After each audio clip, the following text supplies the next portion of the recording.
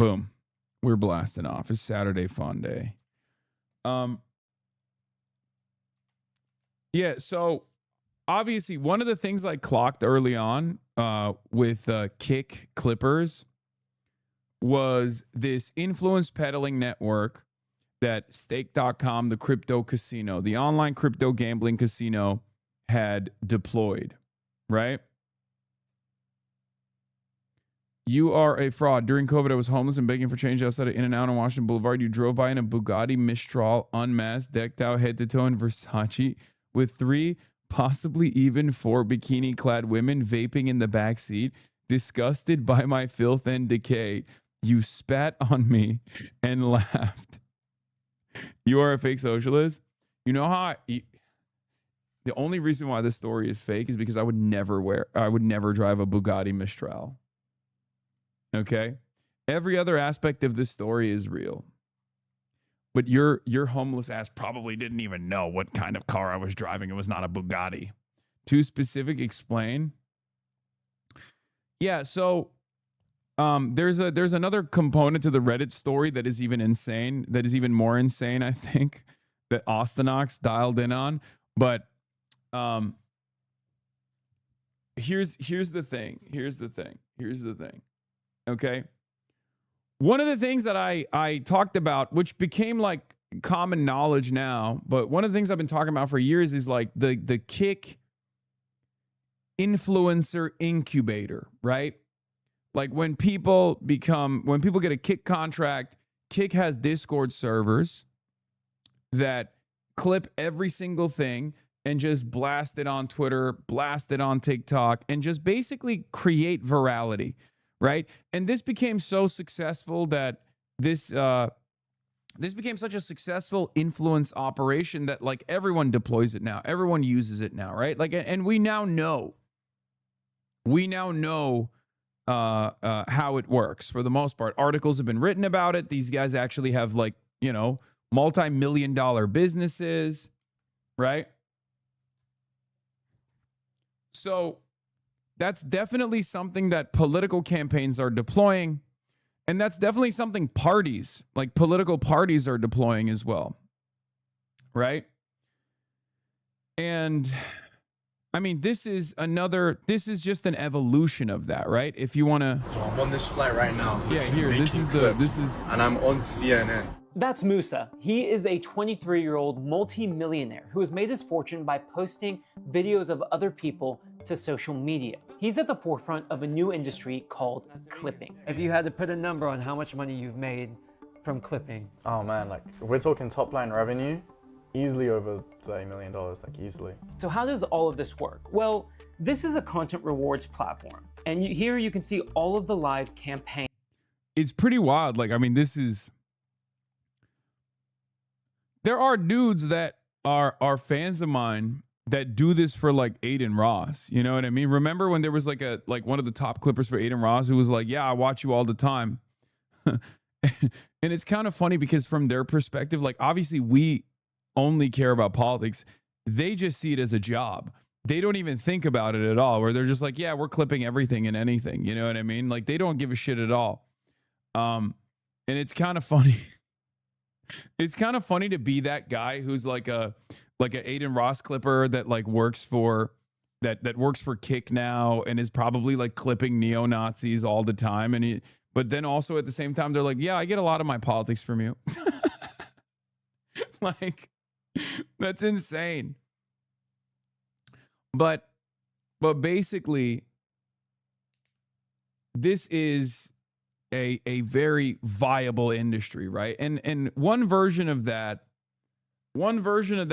is just hiring like small level, mid-level, or like very tiny up and coming TikTokers who present themselves as like a Michigan voter or present themselves as a California voter.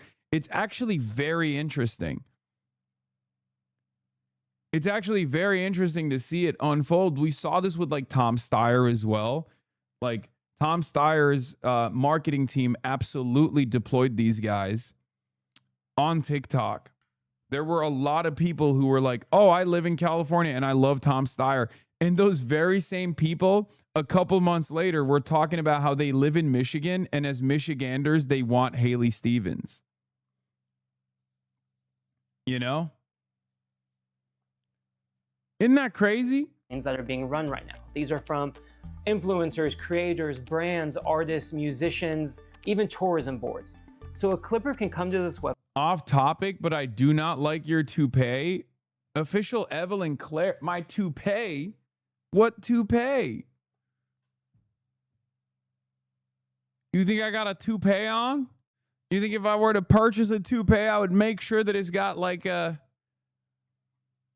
That's crazy. Official Evelyn Claire went from thirsting back in the day to shitting on my hair. What has happened? I'm washed. I'm so fucking washed. Good lace front. The Twitter crazies think you have a toupee. Really? Is that what's... Am I getting... Are you negging me right now? Official Evelyn Claire? Is that what's happening? It's crazy. Close presents, thank you for the 100 gifted subs. Guess the finesse ride isn't working no more according to some viewers. I think it's still working. Still working pretty good. But what was I saying? What was I talking about? I saw it a few times from some tour to live. She may be joking, but I've seen them claiming that most Sex Destiny followers. That's so sad. The broccoli pull forward is your worst look. That's why people say it for sure. Okay. Whatever. Let's finish this clip. Click the campaign they want to participate in, download the source content, then they can clip that up, put on captions, and post it to social media. Now, most of these campaigns will pay out $1 or $1.50 for every 1,000 views. That's why clipping has become a side hustle for some.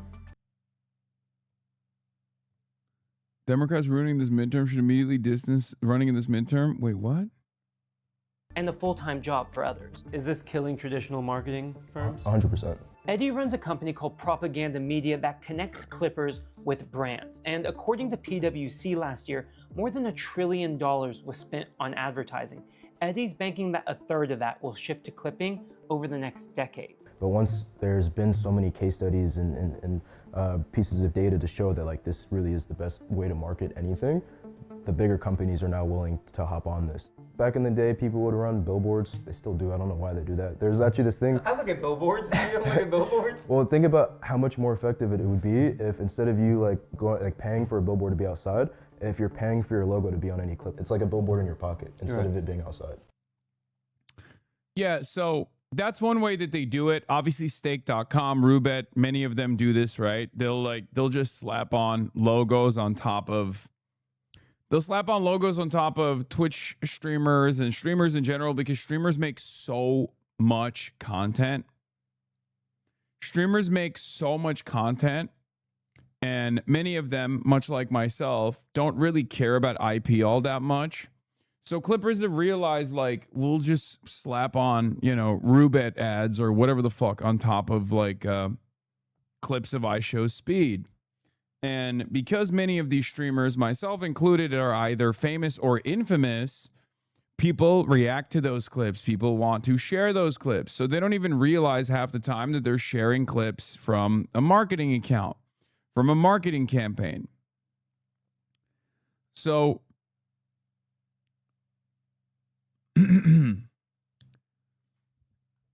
anyway, there are different metas out there. Obviously, there's bot farms, there's brigading. There are also, mid-level small content creators on TikTok that just say, like, I'm a Michigan voter and I love Haley Stevens. I'm a centrist liberal and I'm voting for the Republicans for the first time because of this or that, because of AOC, because of Zohran Mamdani. That kind of thing happens all the time as well.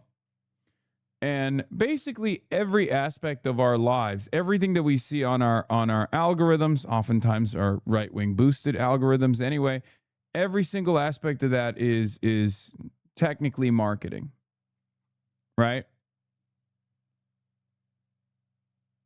One, if CNN is doing a piece on it, the market is already beyond saturated. This isn't a good thing.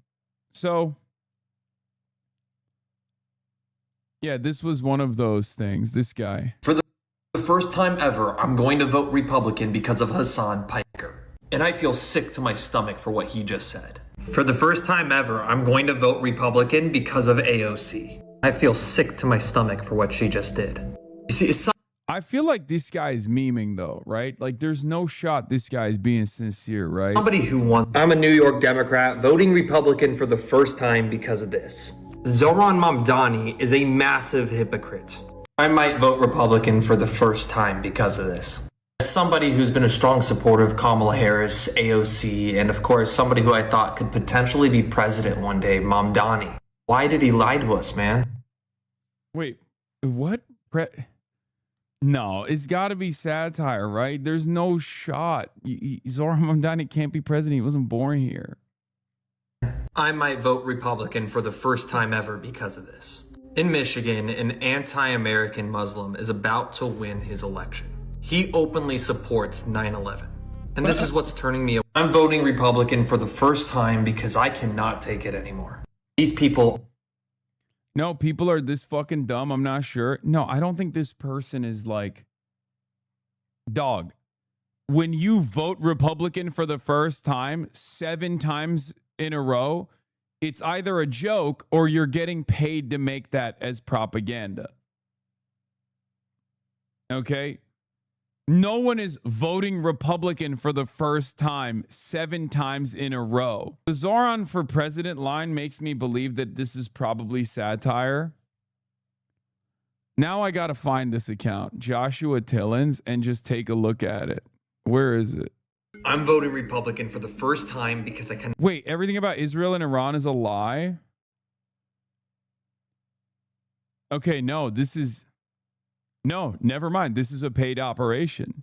not take it anymore. Between the far left extremists and propaganda vehicles like Candace Owens and Tucker Carlson, I think it's time for new independent media. I need you to hear me out because I'm going to provide evidence that we are winning the Iran war. That not only Israel is not doing... Oh my God. Oh my God.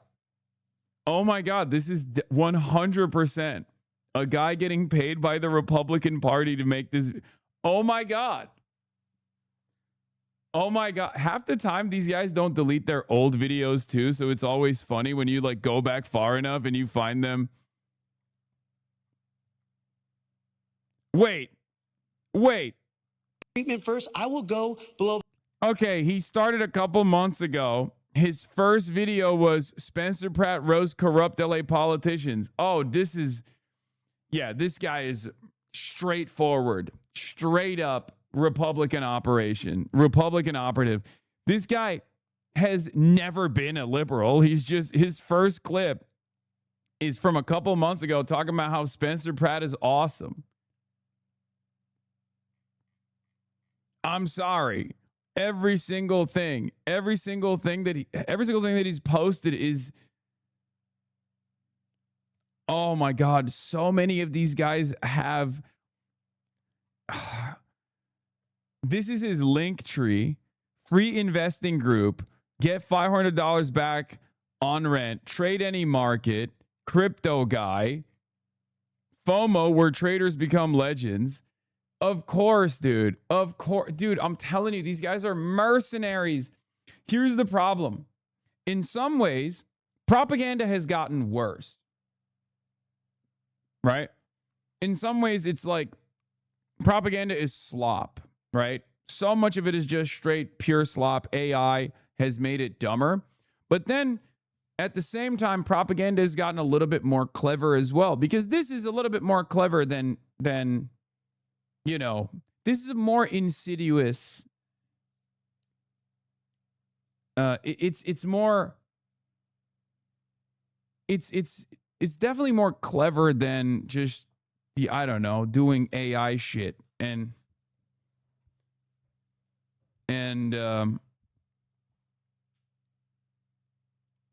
it's just I don't know. I find it,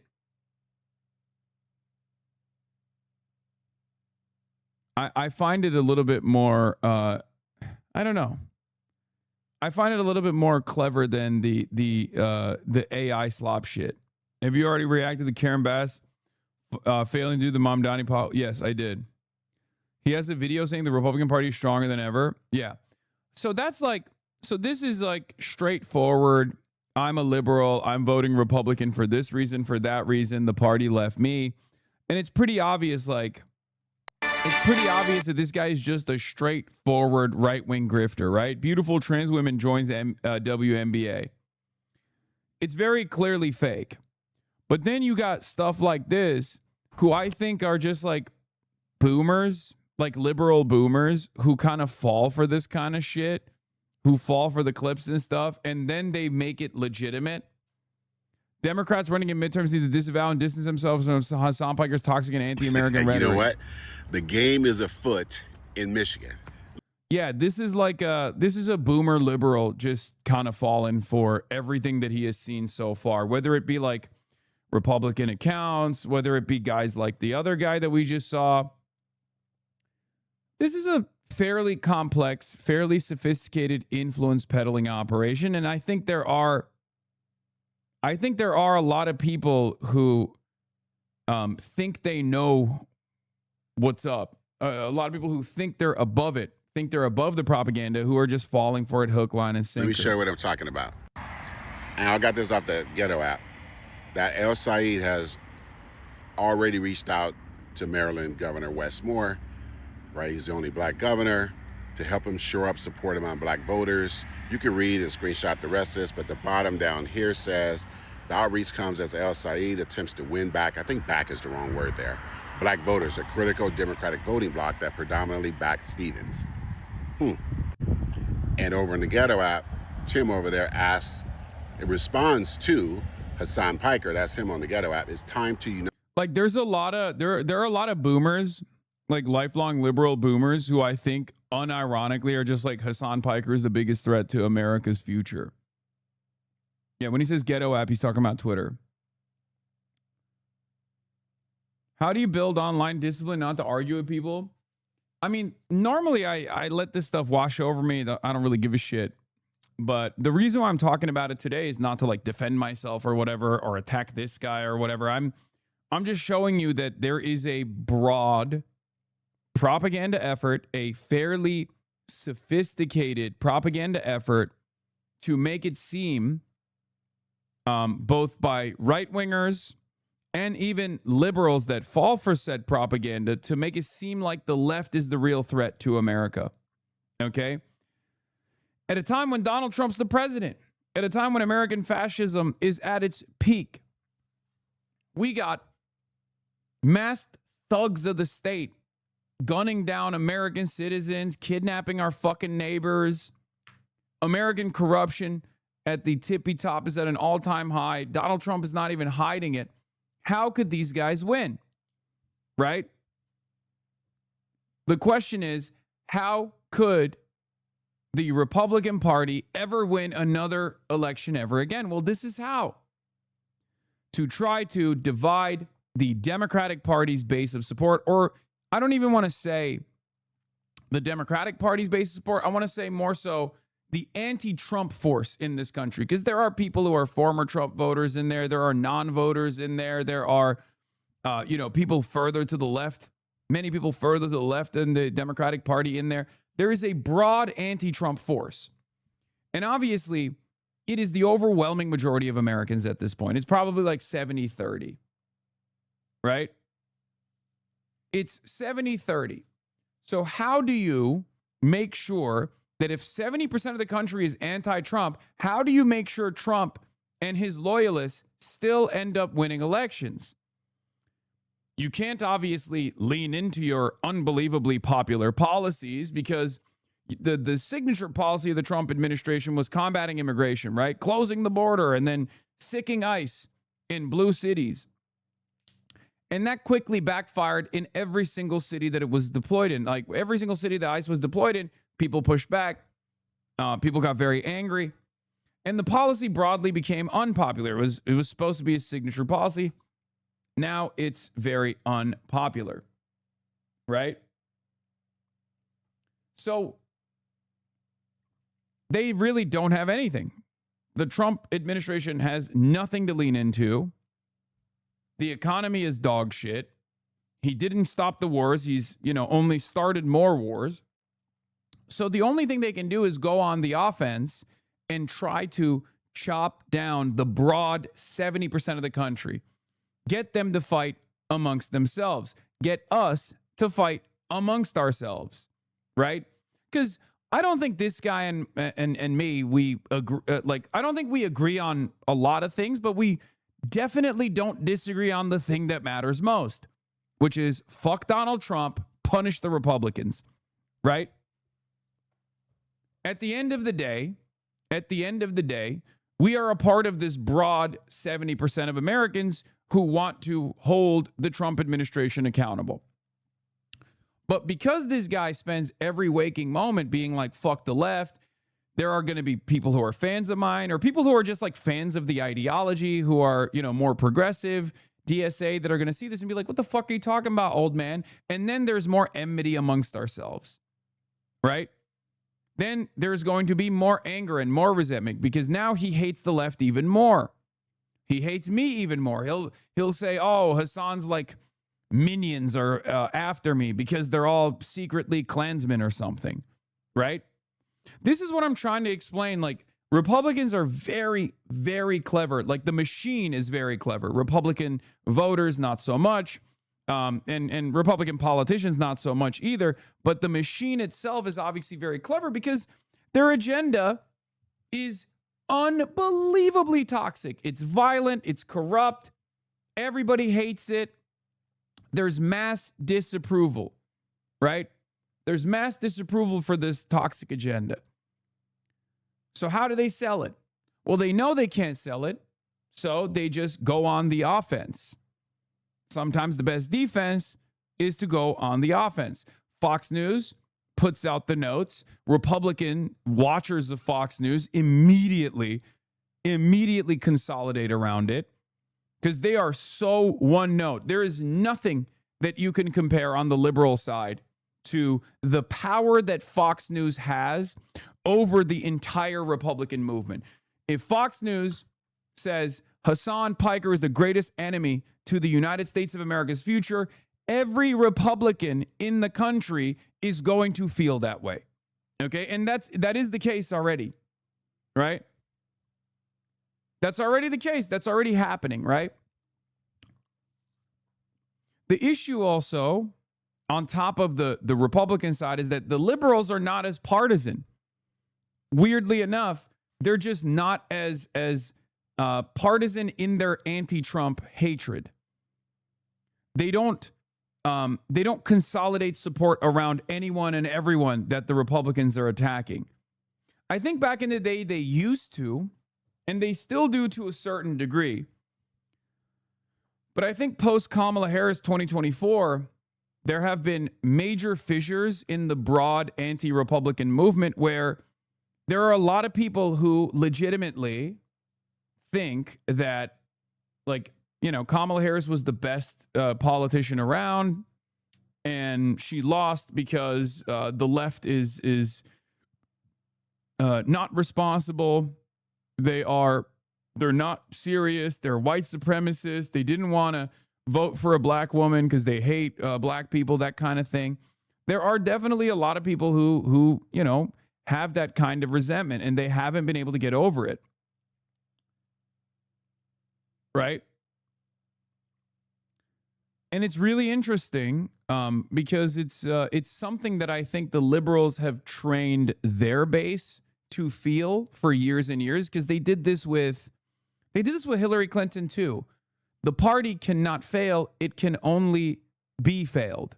The party or the campaign is never responsible for a failure. It's the voters that failed the party. It's the voters that failed the candidate.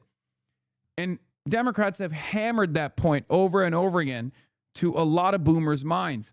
Obviously, our generation and younger do not give a fuck about that. We have no loyalty. We do not care, right? So in some respects, like, if you have the white evangelical base for the Republican Party that has been primed with white supremacy as their guiding principle, as their North Star, and they will always vote for the Republicans as long as the Republicans are like, we are going to do your white supremacist bidding.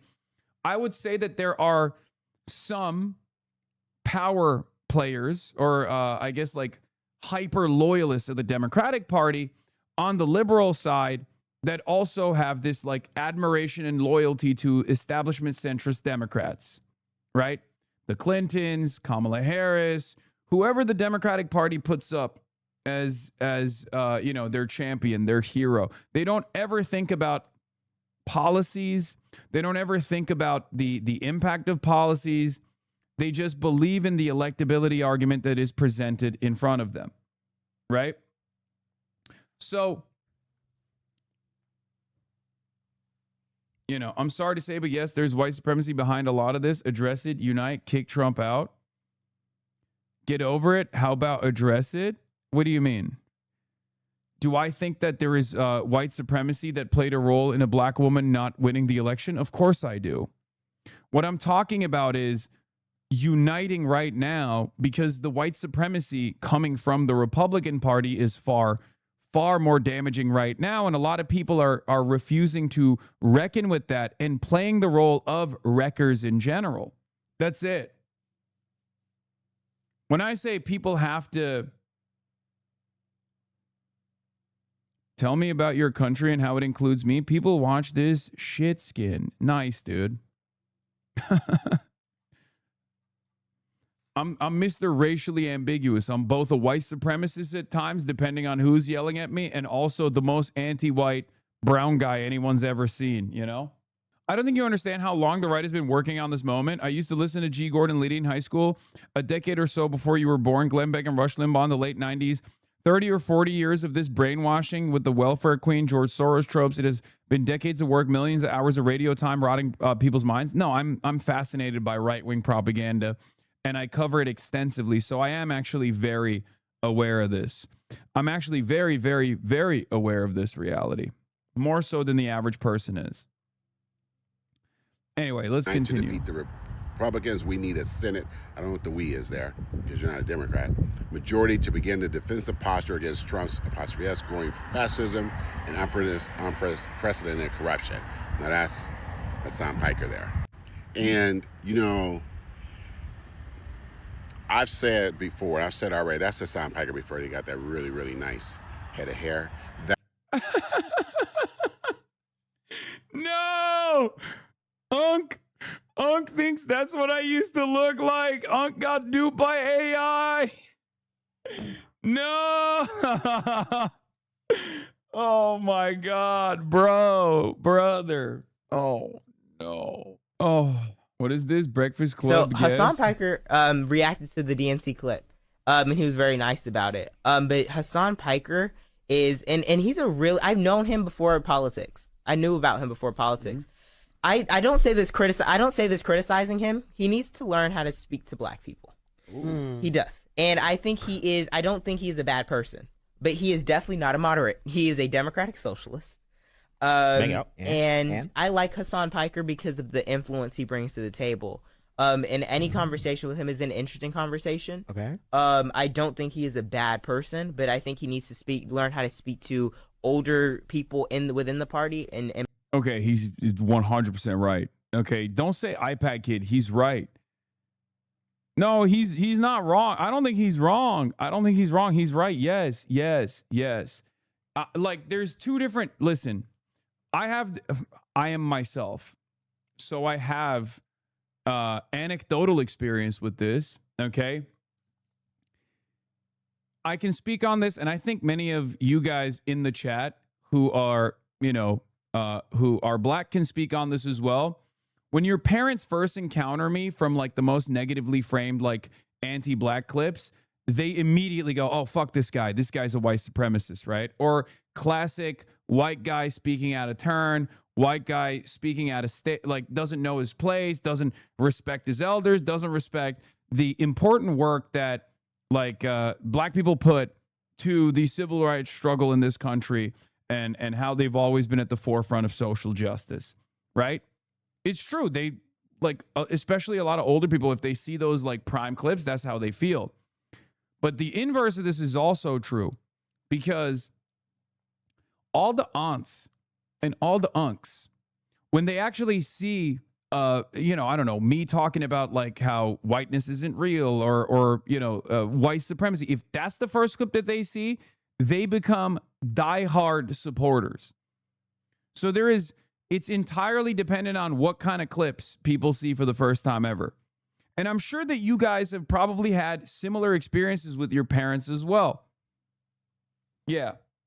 Like if your older parents or your grandparents or whatever, if they have seen like clips of me talking about reparations, talking about white supremacy, clips of me on The Breakfast Club, like, because I have a lot of older fans now, like a lot more than ever before, especially since the barrage of attack ads because old people watch television, right? And if they see those bad clips, they're going to be like, oh, fuck this guy. This guy is a white guy who doesn't understand it, white guy who's like talking about black people and talking at black people, never to black people, doesn't understand the struggle, all this stuff. Right? Black people. How do you do that though? Like I feel like if it's not in you, it's just not something you're able to do. Like because I feel like you should just speak to issues that everybody can relate to.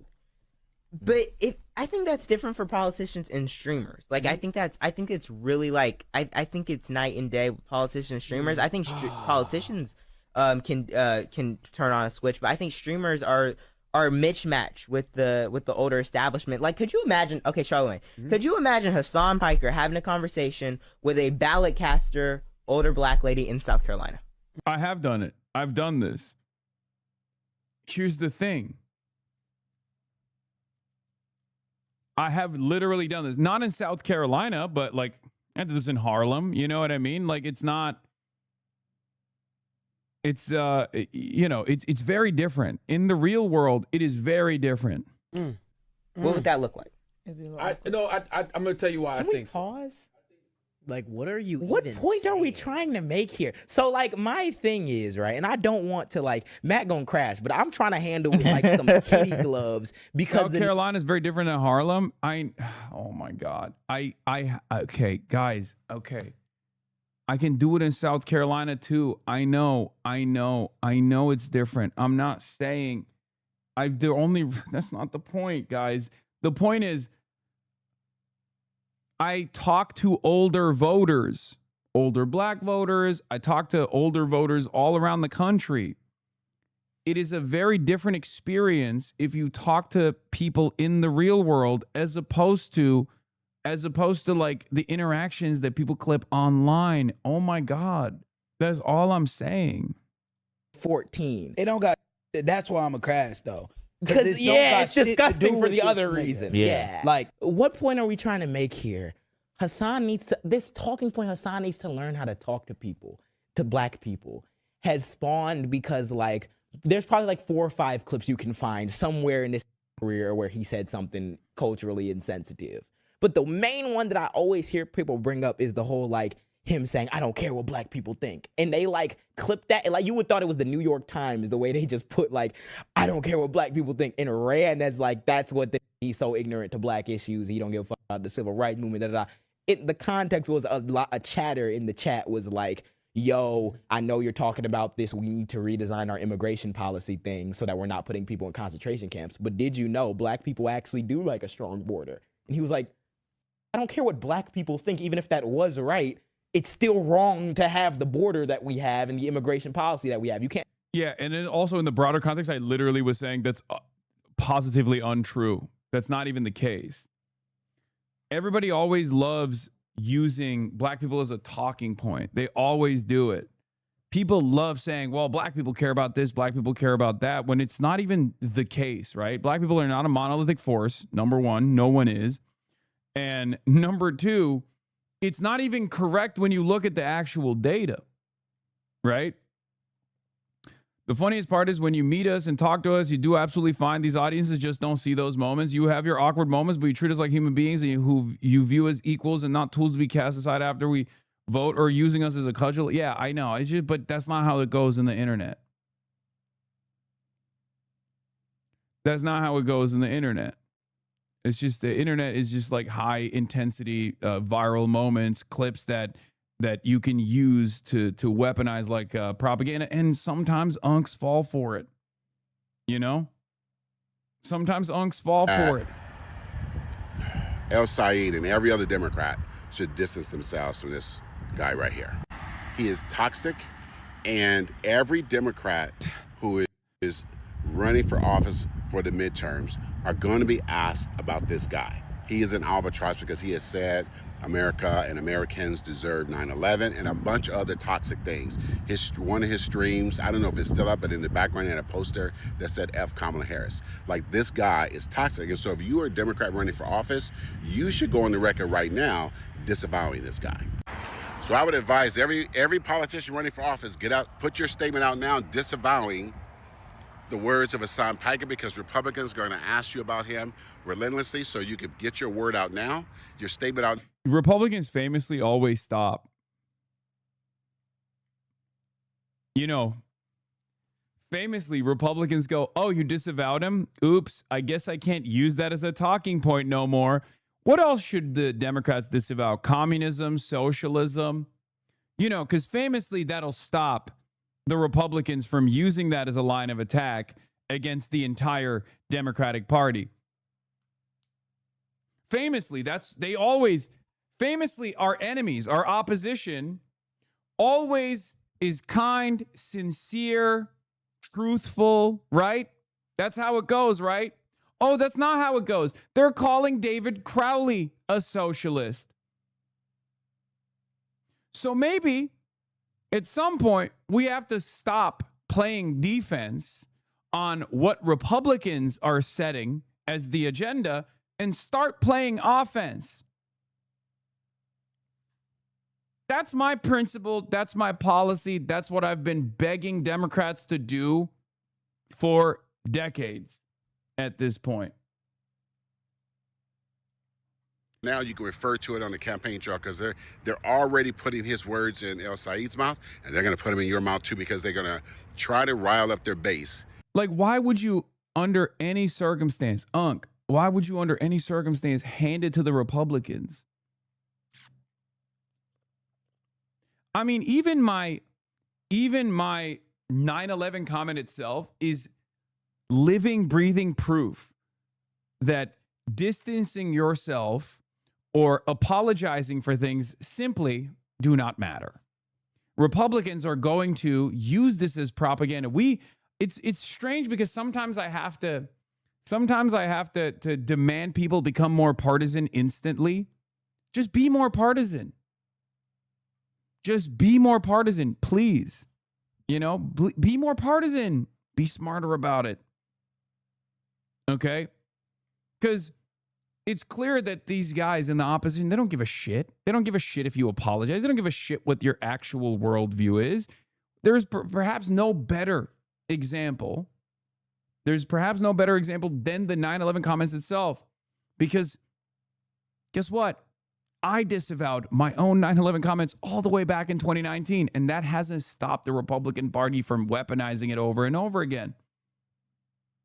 So at some point, we got to wisen up. Yeah, the bottom line is we do not have a unified opposition party. Some Democrats get paid by the same people that pay Republicans. There's no way they'll speak up against these Republicans because it'll impact their pockets. I don't know if this guy's getting paid. I'm being charitable. I just think he's unk.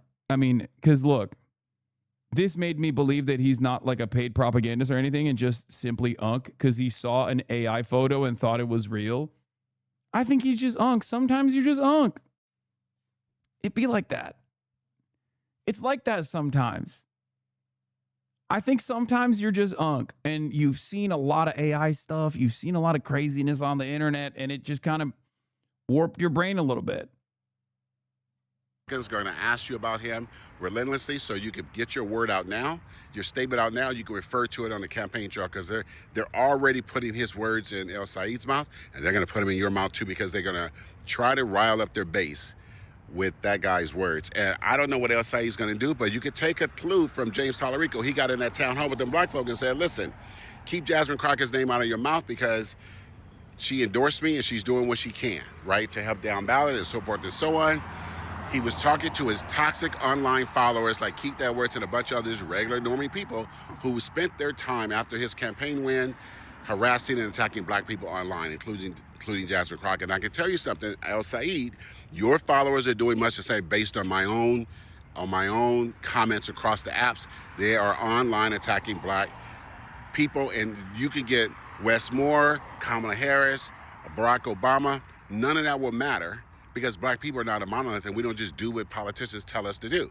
So get that in control, Saeed, and all other politicians. Get your statement out disavowing Hassan. Yeah, this is the number one priority for Black America right now. Older liberals only know how to think defensively. They've never in their lives seen Dems go on the offensive in a way that means anything. Older black people are used to defensive voting, knowing it's prolonging survival. This is a Stevens voter thinking he's giving good advice. Yeah, I agree. That's why I said I don't think he's paid. I think he's just a boomer. I think he's just Unc. It's fine, you know? Like, I think Unc is never voting for Mike Rogers. Do you understand what I mean? Like, Unc is never voting for Mike Rogers. He's voting for Abdul El-Sayed. He sincerely thinks he's giving good advice to Abdul El-Sayed, which is fine. Like, I mean, we take those. We take those. You know what I mean? Well, I don't know. I don't think he's in Michigan. Or he might be. I can't tell if this is Michigan or not. This motherfucker's a conservative 1,000%. You're wrong. No. Well, he might be conservative, but he's not a Republican. Because I think a lot of people have failed to comprehend something, okay? One, black people are not monolithic, but by and large, black people, according to polls, are far more progressive than white people are, okay? So make no mistake. Get that out of the way. That's number one. Number two, black people can be conservative, especially older black people, but they're not Republican, okay? By and large, they're just not Republican. So there's a difference there. Like, I don't think this person is like a MAGA operative. I think this person is a MAGA operative who's like, oh, I'm a former liberal. Yeah. Small C conservative. White people are generally big C conservative. Yeah. Yeah. The most conservative black person has a 90+% chance of being a lifelong Democrat. Yes. And by the way, the most conservative black person, lifelong Democrat, and still probably a lot more progressive than the same age bracket, but for, but a white person. That's the other side of the story. That's why I always get very frustrated with the way that like the media covers black people in general. Oftentimes as a talking point to be like, well, black people are moderate, or black people are this, or black people are that. Or whenever they say like black people are conservative, I'm like, you're just not looking at the broader picture at all. I would go so far as to say that like Republican, like conservative black folk that are Republican voters are an entirely separate category of its own. They said they're voting Rogers, dude. These are the same people who called ICE on their neighbors. Wait, he didn't say he's voting Rogers. What are you talking about? I don't think he said that at all. Did I miss that? The same frustration as people saying black people love a strong border. Actually, yeah. My dad is conservative and black, but lived up. Yeah. Never. He would also love you if he knew you were pro reparations, but then he would come up with like 5 reasons he was told they can't happen. This is just older black people and Chad is too white to get this. Yeah, I mean, there's also that element too. That goes back to the defensive voting posture. That guy wrote a book about Kamala Harris's vice presidential career. He's a Clinton Clyburn Dem. Yeah, that guy is never in a million years voting for Mike Rogers. Okay? It just like there's just no shot. I don't think a lot of people understand the mentality of older black folk in this country. Like they just don't get it. And I think the media has a lot to do with that. I think that the de facto segregation that we still have in this country has a lot to do with that, right? Certainly plays a role in this of our inability to understand it. But make no mistake, I think, I personally don't care if like one group of individuals care about an issue. That's not how I operate in general. I know people get frustrated when I say that. They say it's crass. they say it's class reductionist or whatever, but it's the same principle as like when people used to come in here and say like, well, here's the thing, like all Jewish people want Israel to continue doing violence to Palestinians. I'm like, I don't care. That's not true. But even if it was true, that wouldn't change my attitude on a horrific wrong that I have observed, right? Yeah. Black Americans are more progressive than white Americans by a large margin, but black Democrats are more conservative than white Democrats, broadly speaking, mostly just because religiosity is a lot of higher among black Democrats than white ones, and being a white Democrat kind of self-selects away from conservatism since far more white people are Republicans. I don't even know if that's the case. And no, I don't think it's religiosity at all. I think it more so stems, no, you're wrong. It's not religiosity, it's defensive voting. It is existing in a white supremacist environment and knowing full well that every single election cycle, you are actually making a choice between two people that are, you know, kind of racist or really, really racist or openly racist versus not as openly racist. And you always lean on the side of the party that actually you can remember expended social and political capital. That's why my speculation on this, I've talked to FD Signifier about this as well. My speculation on this is as to why younger black voters no longer vote with the same propensity, with the same intensity, is because they haven't experienced anything in their lifetimes where either of the two major parties have done something for them, right? Older black people still remember a time where black people were not allowed to vote. You know what I mean? Or at least there's like one generation removed from it. So of course that's part of the reason why they have this defensive voting posture, and also on top of that are far higher, far more likely to go out and vote, especially when adjusted to similar socio-political groups. Like if you look at the economic status of black voters, even poorer black voters that are older are more likely to go out and vote than poorer white voters that are in the same age demographic. Because there's something that is like motivating older black voters, poor and wealthier, to go out and vote. And that is the importance of voting, the understanding of the importance of voting, and also a remembrance of like the Democratic Party back when they did actually stick their neck out for black people in a meaningful manner. Old people think voting is all they got. Yeah. What is this? The straightest Republican man? What the fuck? Dear Hassan, stick to what you know. Being goon bait for the gays. Leave women alone. Leave animals alone. Leave children alone. Leave the LGB alone. You look better here. Back arched and silent. His being dad seeking God is the icing on the cake. Domesticated dad seeking God. I mean, he's gay as hell, right? Like this is gayer than anything anti-Piker could ever tweet. That's crazy. My man was straight gooning on the timeline, bro. That is crazy. More like dad seeking dick. The only shocking thing here was his therapy. Jesus Christ. Is that AI edited or your butt really that big, boy? Yes. I have a very fat ass. It is true.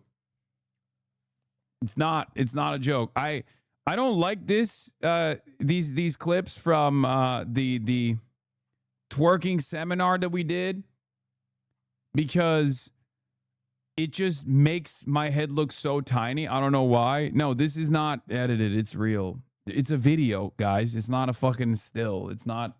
This was when I was in Japan, having the time of my life. Anyway, it was the botched haircut you got. Yeah, it was crazy when they like beautified me. Does it move on its own when you walk? Yes, it does. Anyway, speaking of brigading, there was also there was also this thing that came out. It was really funny. You guys remember this Sexpestiny orbiter Reddit moderator that got dunked on by Moist Critical? Well, it turns out this live stream fail moderator that has allowed the Sexpestiny cult to harass me through brigaded and botted Reddit posts for years and years and tried to manufacture outrage for years and years. Well, that guy lost. If you guys remember, that guy lost his coveted Reddit moderator position because he was working potentially on a scam, right? And I mean, I will say this, I really do appreciate how he has like zero self-awareness, and he just either completely leans in to the Reddit mod archetype, or if he just can't help himself, or if he's just like totally and utterly oblivious to what this comes across as to normal folk. But he apparently is back. He's back. He never really went away. But I guess he tried after he was removed as the top mod in LSF in January 2026 for promoting an alleged scam and has not moderated the subreddit since. He went to a Reddit headquarters happy hour as a +1 to socialize, in parentheses, not complain, and was turned away and then site-wide banned. Okay? That's the story here. He just talks about that. Ostenox posted, the Destiny LSF mod has now been site-wide banned from Reddit after showing up to complain in person, OMG. And then Ostenox also apparently was tracking some of these accounts. And what he found that was really interesting was when he got IP banned off the site, it wiped out a third of the Reddit accounts that spread the Hassan Shaktas dog lie. To which he responded with, and I find this very interesting. Someone sent this to him, actually. None of these accounts are my alts. I recognize some of the names, though, and from what I remember, I was guessing that they were part of some Kick marketing team initiatives. Never had proof, but strongly suspected a few of those. Trust me, if I could have pulled that off, I'd be bragging to you about it. I'm not going to take credit for someone else's work, though. So Kick allegedly ran a marketing campaign specifically to push Kayagate. You know, I guess it doesn't make much sense when you put it like that. I just remember that these were some of the accounts that were spamming Kick clips to LSF. This is, of course, his video where he petitioned to be the Destiny cult's #1 DGGer of the year. The rabbit hole is much deeper than you would think. Bu arada Stale gerçeği söylüyor bence de. So what's really interesting about it is that at least my takeaway from this was two things. One, I'm not surprised that the Kick Clippers were engaging in a targeted brigading operation. They're almost always at the scene of the crime. Whenever there's a new initiative to manufacture outrage, they're almost always at the scene of the crime. They heavily brigade in bot posts. They do it all the time, right? And I said, she has no idea. This was on October 9th, and everyone made fun of me. I said, she has no idea she's been the most famous dog on the internet for the past 2 days because of a coordinated far-right pro-Israel slander campaign.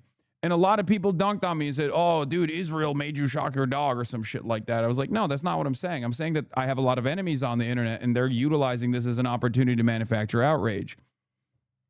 What's really interesting about this is Stale, I don't know if this is his autism or not, but like, regardless of his feelings about me, he is actually unbelievably forthcoming.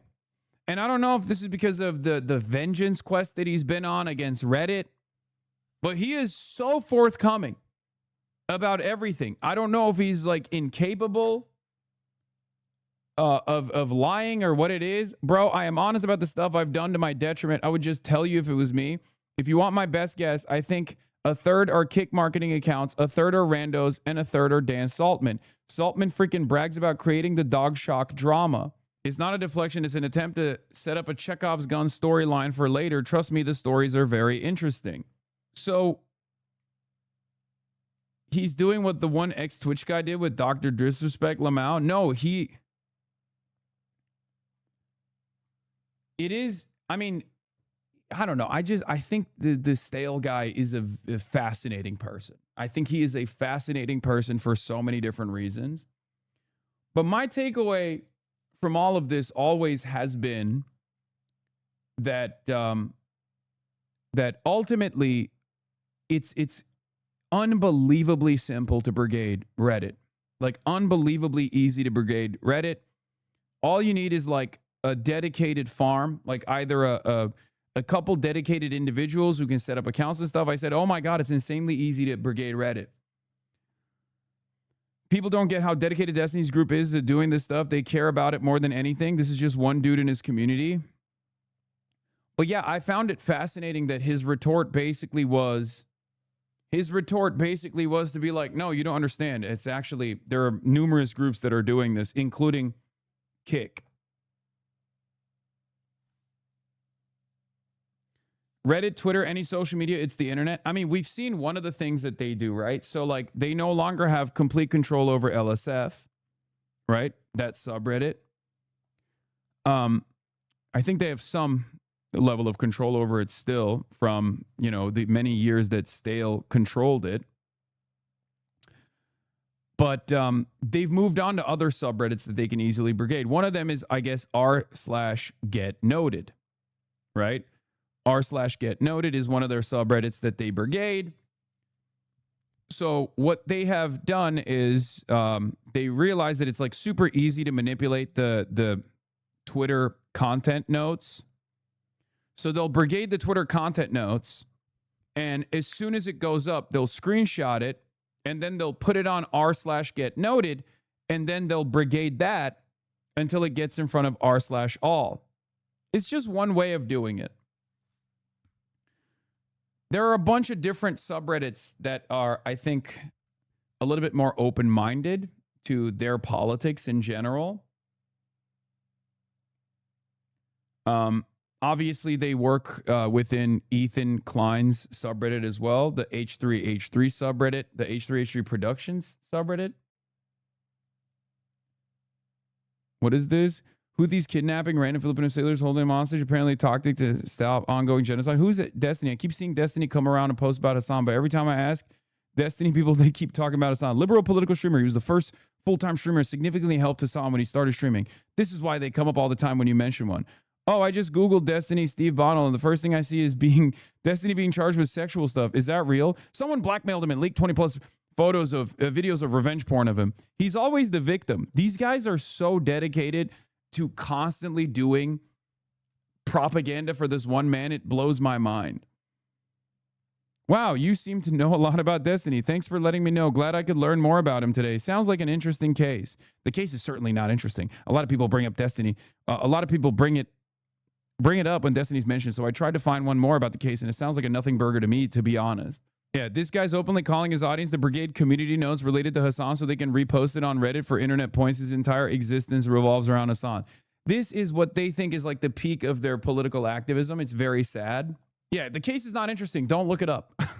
Just take my word for it. I'm an impartial observer, not a diehard Destiny fan or anything. Just a random impartial observer who is really sick and tired of this random guy, this random liberal guy who's tirelessly working to fight against MAGA forces, being slandered up and down the timeline. It's just a nothing burger, you know, when multiple people accuse someone of doing something, and now there's an ongoing court case around it. Just a nothing burger. Anyway, what is this? Pathetic.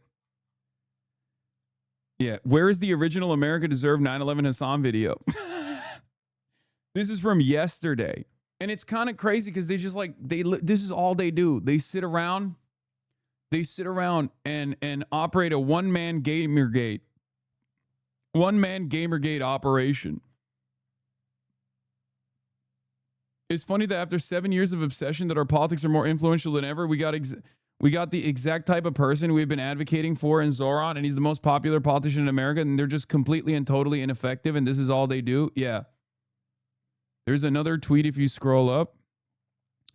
Helping Republicans to own the left, the omni-liberal loves fascists. Me, when my job is doing Oppo research for Republicans and the Hassan clips start to hit the timeline, Pepe Jam. Yeah, these guys are supposed to be a liberal group, by the way. Like they are supposed to, they build themselves as liberals, right? And I genuinely think there are people in his cult that absolutely believe that they're doing this for liberalism. Like they've been conditioned into thinking that liberalism is whatever the fuck Destiny cares about. And because 90% of what he cares about is trying to create more manufactured outrage around me, that's all their output is.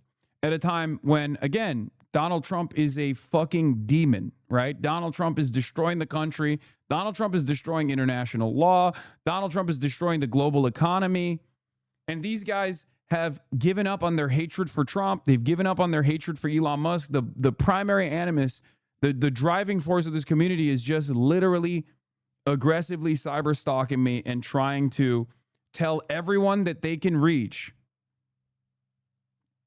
Tell everyone that they can reach that I am the number one enemy of America. And it blows my mind. And I don't think most liberals are like this, for the record. I think this guy at this point is signaling that he is inevitably going to turn. And his turn is going to come as the anti-AOC,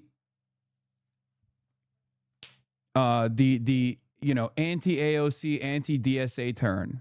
That's what I think is going to eventually happen. He is going to say like, oh, the left went too far left.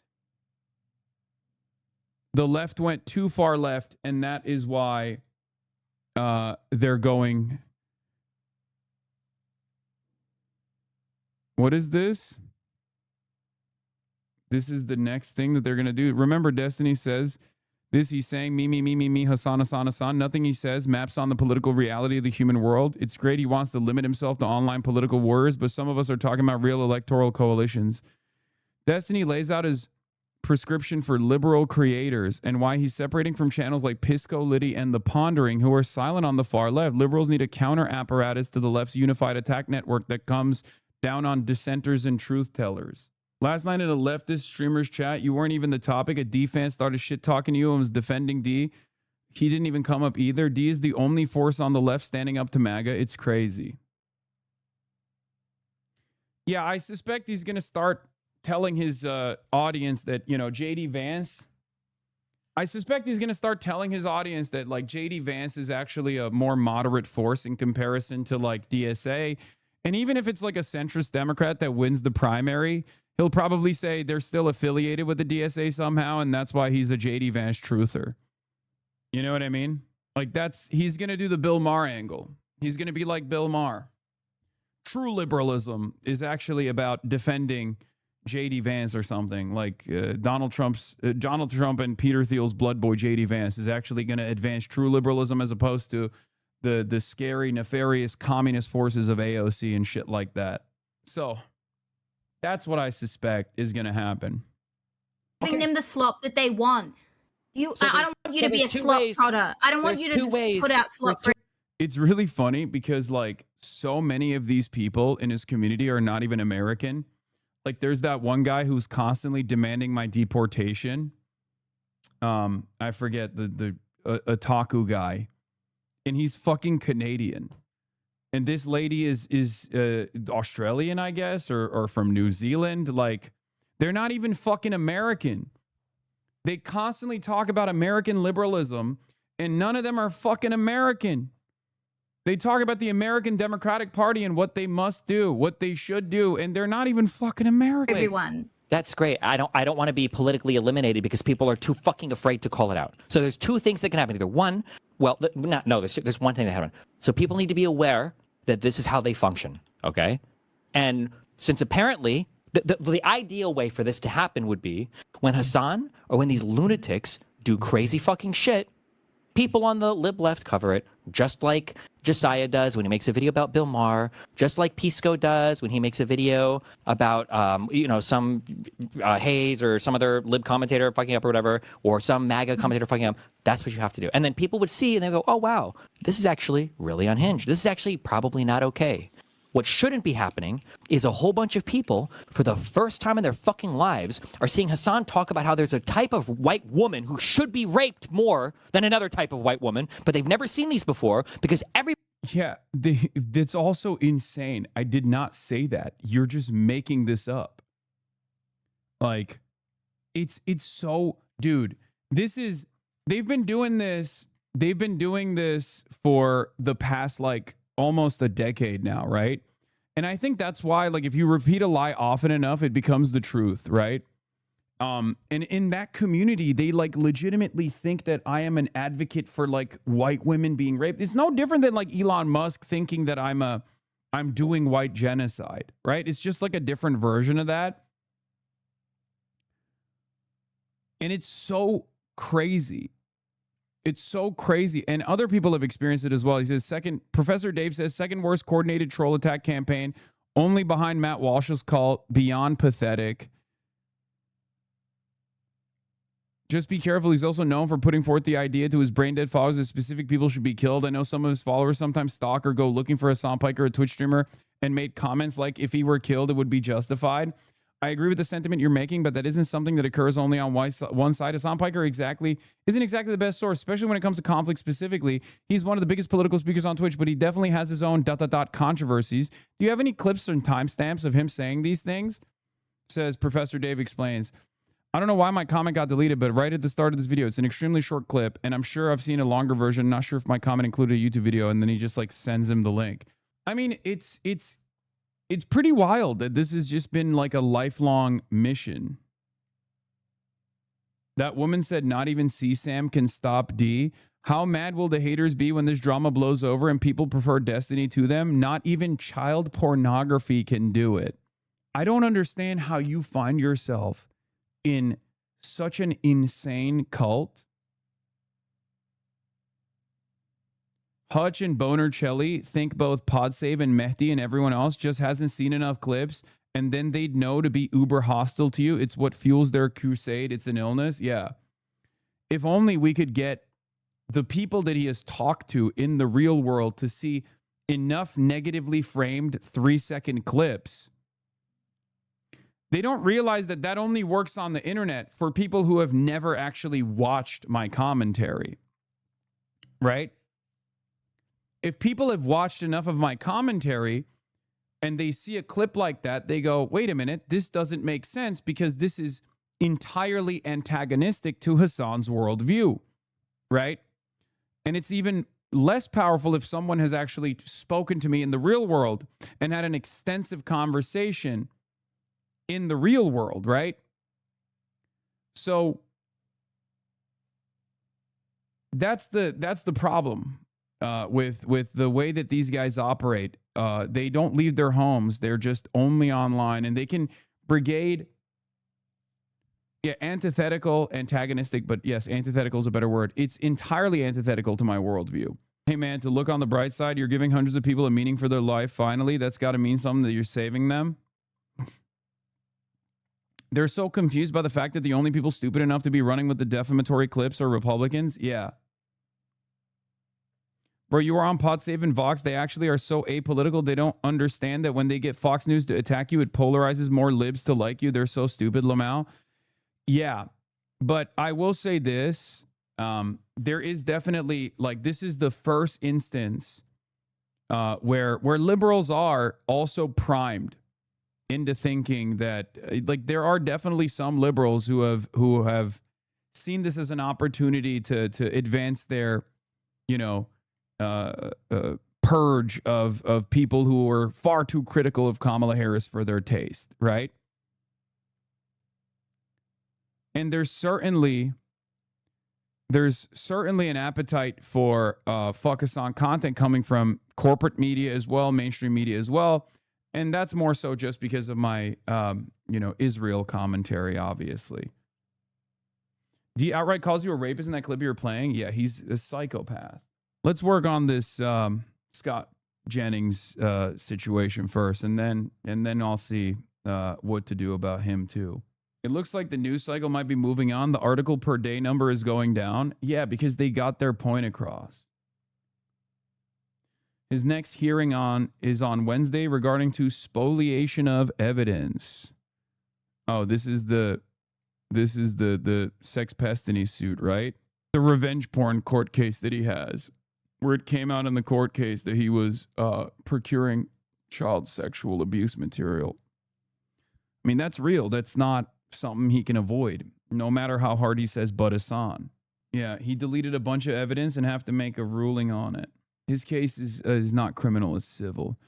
Anyway, speaking of liberal conversations that are healthy, I went on Ested's show on what Democrats get wrong, America Actually. Let's take a look at the comments.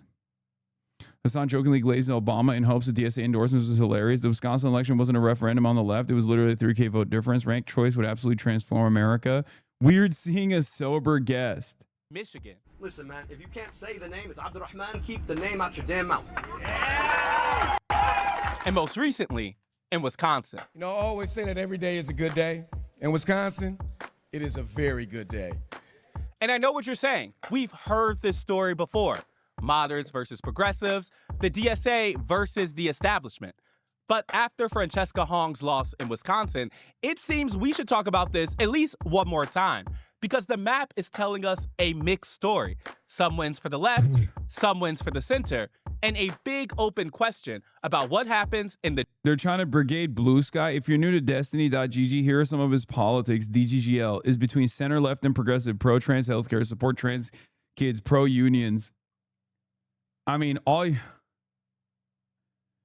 got to do is show them how much Destiny prefers JD Vance to AOC, and no blue sky liberal is ever going to fucking look at him the same ever again. Pro BLM, not the riots. Oh, this is from 2024. Oh, yeah, good luck. General election. Democrats say they welcome a Big Ten party for progressives and for moderates. But does the left agree? What we want is a clear agenda, a clear vision for a better future. We're going to ask Twitch streamer Hassan Piker this week on America Actually. Let's dig in. So the most prominent progressive Democrats share at least one thing in common.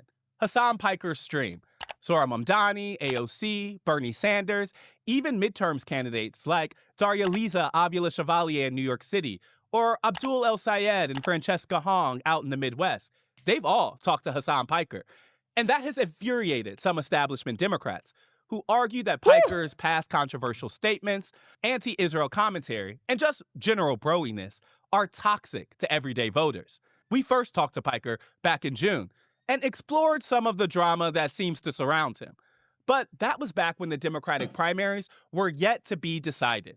So this time, I wanted to ask Piker about more than just the primaries. How does he plan to conduct himself in a general election? And do results like Michigan prove that his politics is popular? Or do results like Wisconsin show that he's a liability? Here's our conversation. Hassan Piker is with us, unofficial mouthpiece of the left and controversial lightning rod for the center. How are you? Both good and bad. I imagine this is some of the reaction to Wisconsin. The last 2 weeks have produced mixed results for left-wing candidates, a big win in Michigan and a win this week in Minnesota for Peggy Flanagan, but a loss for Francesca Hong, which was a surprise in Wisconsin. What have been your takeaways from the last set of results? I think ground game is phenomenal. There's a lot of excitement on the platform. There's a lot of excitement for the first time for change candidates. It's still a very good environment to be in if you are a socialist. The establishment does have a lot of juice still, for sure. And when they can, put together a similar strategy to what happened in 2020 against Bernie Sanders with Joe Biden, especially in a place like Wisconsin where Tony Evers is like very clearly still a very popular governor, they were able to elevate David Crowley's campaign, who actually had dropped out and consolidated support behind Rodriguez initially. And he had to drop out because he was only performing at like 6%. Yeah, the consolidation was swift and it was complete. I mean, you're comparing it to 2020 in which the establishment lined up behind Joe Biden and kind of nixed that Bernie Sanders campaign in a blink of an eye. I guess for you, I just want to start with the emotion. Like, I imagine you were surprised at the result. I never underestimate my opponents, whether they be Republicans or whether they be establishment Democrats. You know, you have to always operate as though you're down 10 points. I don't believe in the notion that we are going to win easy victories at the end of the day. There are a lot of people, there are a lot of powerful interests at play here. There are a lot of people in positions of power that don't want to lose their seats. So they're going to fight like hell. So we have to also fight like hell. We have to fight extra hard, as a matter of fact, because, you know, we're almost always outspent, right? Yep. I want to ask about some of the takeaways that at least media is taking from this. I got an alert right before we started talking from the New York Times that said a Democratic Socialist lost in Wisconsin shows the movement's surging wave might crash before rippling out from big cities. Is that wrong? Oh, I love that. Look, people are gonna have their opinions. I'll just say it like this: Abdul Sayed's 1 point victory margin showed that the Democratic Socialist aligned movement, or the progressive movement, was in tatters. It was obviously a failure, and now David Crowley's less than 1 point victory proves that the centrist bulwark is still here and that the Democratic Socialist movement is dying. It kind of feels like it's wish casting for the most part from a lot of people who maybe want to go back to the way things used to be. My assessment on this is definitely a little bit different. I think at the end of the day, these are insurgencies, right? These are insurgent candidacies. We're talking about no name recognition for a state legislator that was entirely propped up by local Wisconsin DSA chapters. I mean, these people, they didn't have a lot of money necessarily, and they were able to defy the odds, and they continued defying the odds all the way into the end. The idea that the polls showed that Francesca was a clear front runner and was running away with this race is utterly irrelevant, especially if you were to look at this with a broader perspective, like thinking about where Democratic Socialists of America have gotten to in the last 2 years. I mean, I remember how I felt in 2024, you know, in the aftermath of the DNC about where the American socialist movement was as opposed to where it is now. We are clearly a force to be reckoned with, and that's precisely the reason why a lot of people are paying close attention to what's going on. And I'll say it like this: the fact that the Hong campaign did not have any major progressive national endorsements, and that I was like their top surrogate. There was no Bernie Sanders endorsement. There was no AOC endorsement. That did make the Hong campaign unique on that front.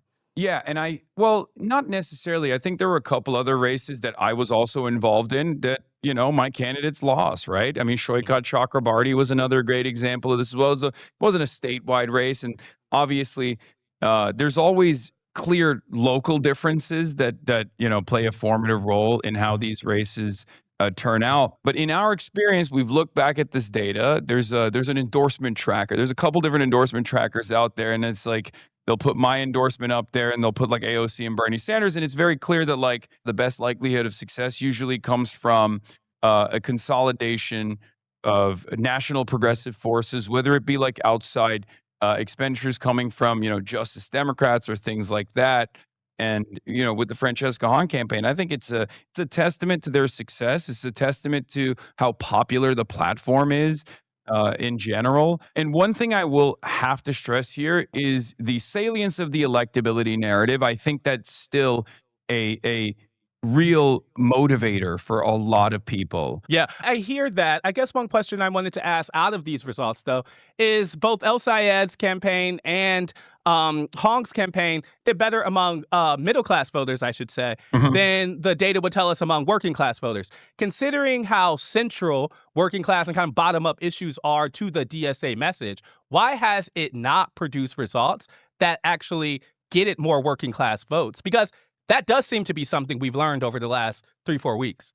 Yeah, I think that we have to dramatically reconstruct how we understand what it means to be working class in this country. I think a lot of people will cast aside, and you might agree with what I'm about to say here, but we have to do away with this fantastical notion that the working class is one specific thing. I think for the longest time, people have thought about this hard hat wearing coal miner as the true working class, oftentimes white as well. And the working class is unbelievably diverse in this country, and it's also a lot more college educated than people actually give it credit for. I think partially this is because, if you look back to the 90s as opposed to right now, yes, if you had a college education, you were upwardly mobile. You were probably a professional managerial class individual that was going to be able to retire at a reasonable age. You were doing fairly well. It was a guarantee for getting a job, a good job, right?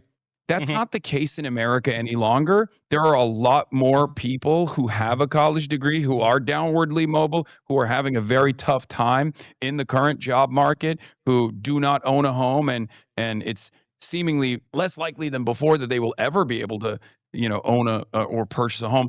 And that is the actual working class. It's much broader, right? We've seen in Zoran's race and in Abdul's race, there's this massive middle class of working class folks that constantly get cast aside as not being a true representation of the American working class, when I think no, that is the true representation. That is a big component of it. Now, the other side of the story, of course, is just like with Andrew Cuomo, Haley Stevens won with the wealthiest voters. The wealthiest and the poorest. Yeah, the wealthiest voters and the poorest voters. And I find that, there is no immediate answer to that question. I think that is a real issue to try and have more of an impact, and to be able to speak to not the wealthiest voters necessarily, but the poorest voters, because these policies are policies that target them and seek to alleviate some of their concerns, some of their immediate material struggles. I think we just have more work to do in that regard. Ultimately, a lot of people, I think, especially in that category of the poorest voters, they're unbelievably busy. And perhaps some of them, like the rest of the Democratic primary electorate, is a defensive voter. The electability narrative is very important for them. They're locked in on what MS Now is saying is the best possible choice. Or to say it in a more good faith way, they're locked in on what Donald Trump is doing, and maybe the people who most clearly respond to that sometimes can be centrist or establishment, or particularly when they're putting that message in front of you on television.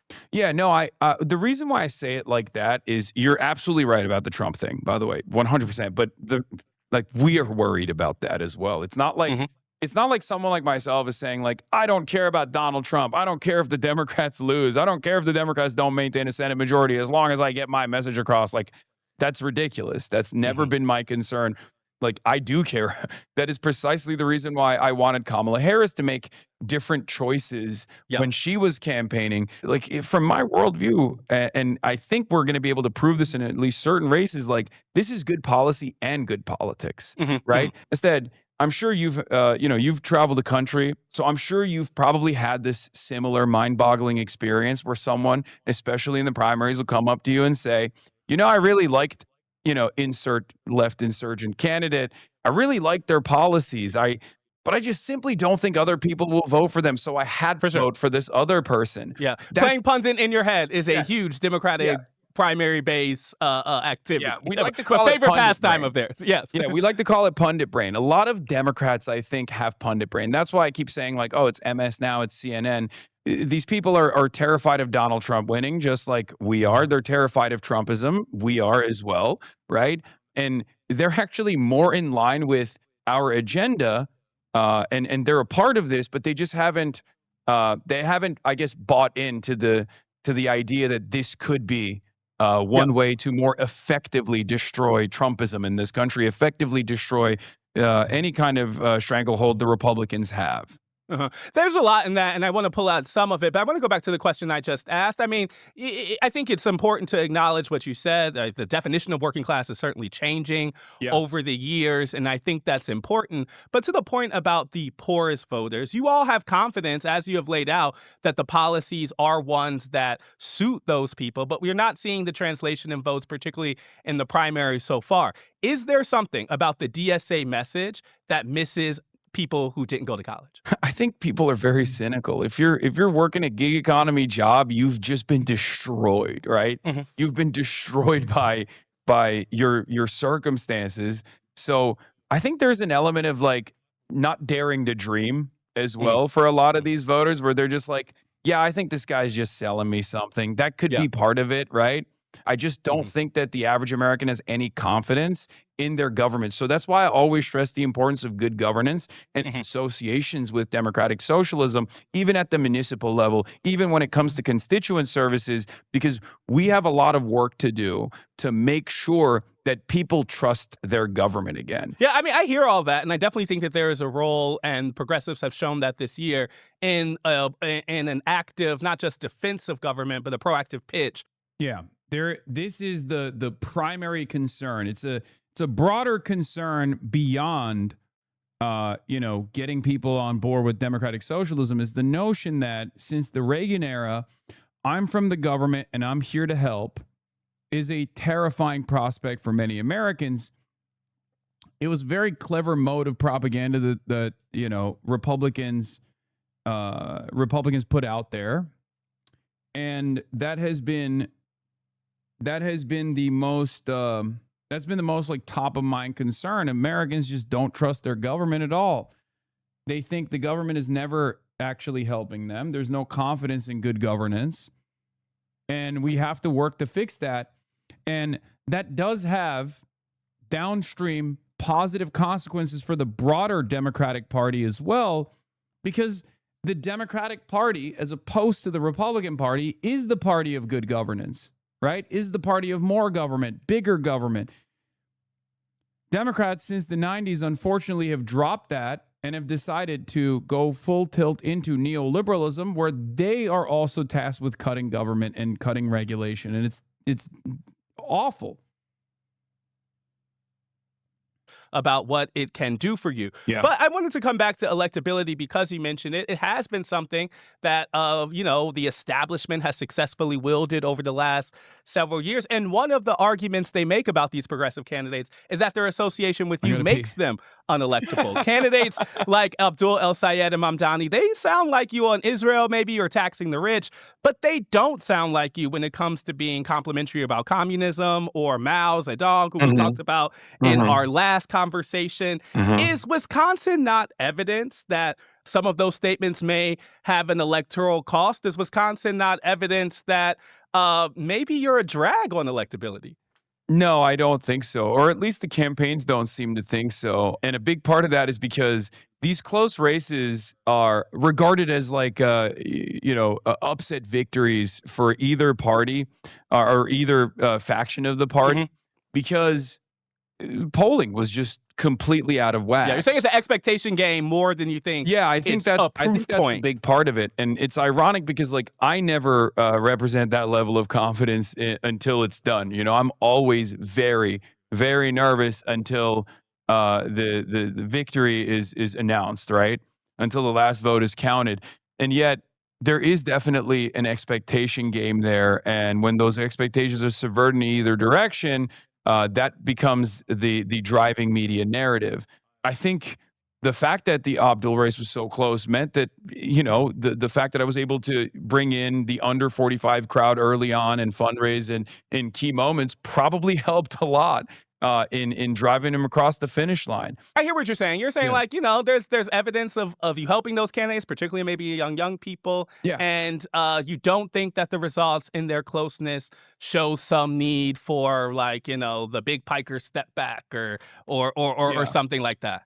Yeah, and I've explained this a million times over, which no one seems to care about, but like I don't actually appreciate doing the travel and the rallies are fun, but the reality of the matter is from a pure content perspective, if I'm looking at it from like a commentator, I mean, I have far bigger viewership. I make more money sitting at home, like I'm doing this specifically because I do think it helps. And I want people to participate in electoral democracy in much more meaningful ways, because I am a firm and committed believer that regardless of where my politics are, regardless of what my worldview looks like, I think in the interim, first of all, democracy is good, but also in the interim, I think it's important for us to participate in it instead of casting it aside.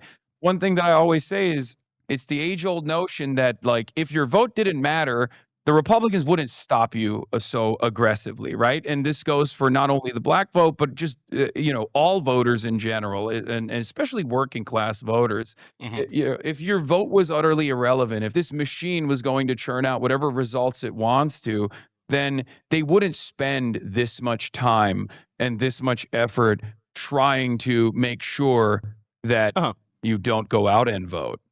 I think that's been a motivating message. But your point is also to agitate. As you told us the last time you were with us, I saw your speech to the College Democrats of America in July 2026.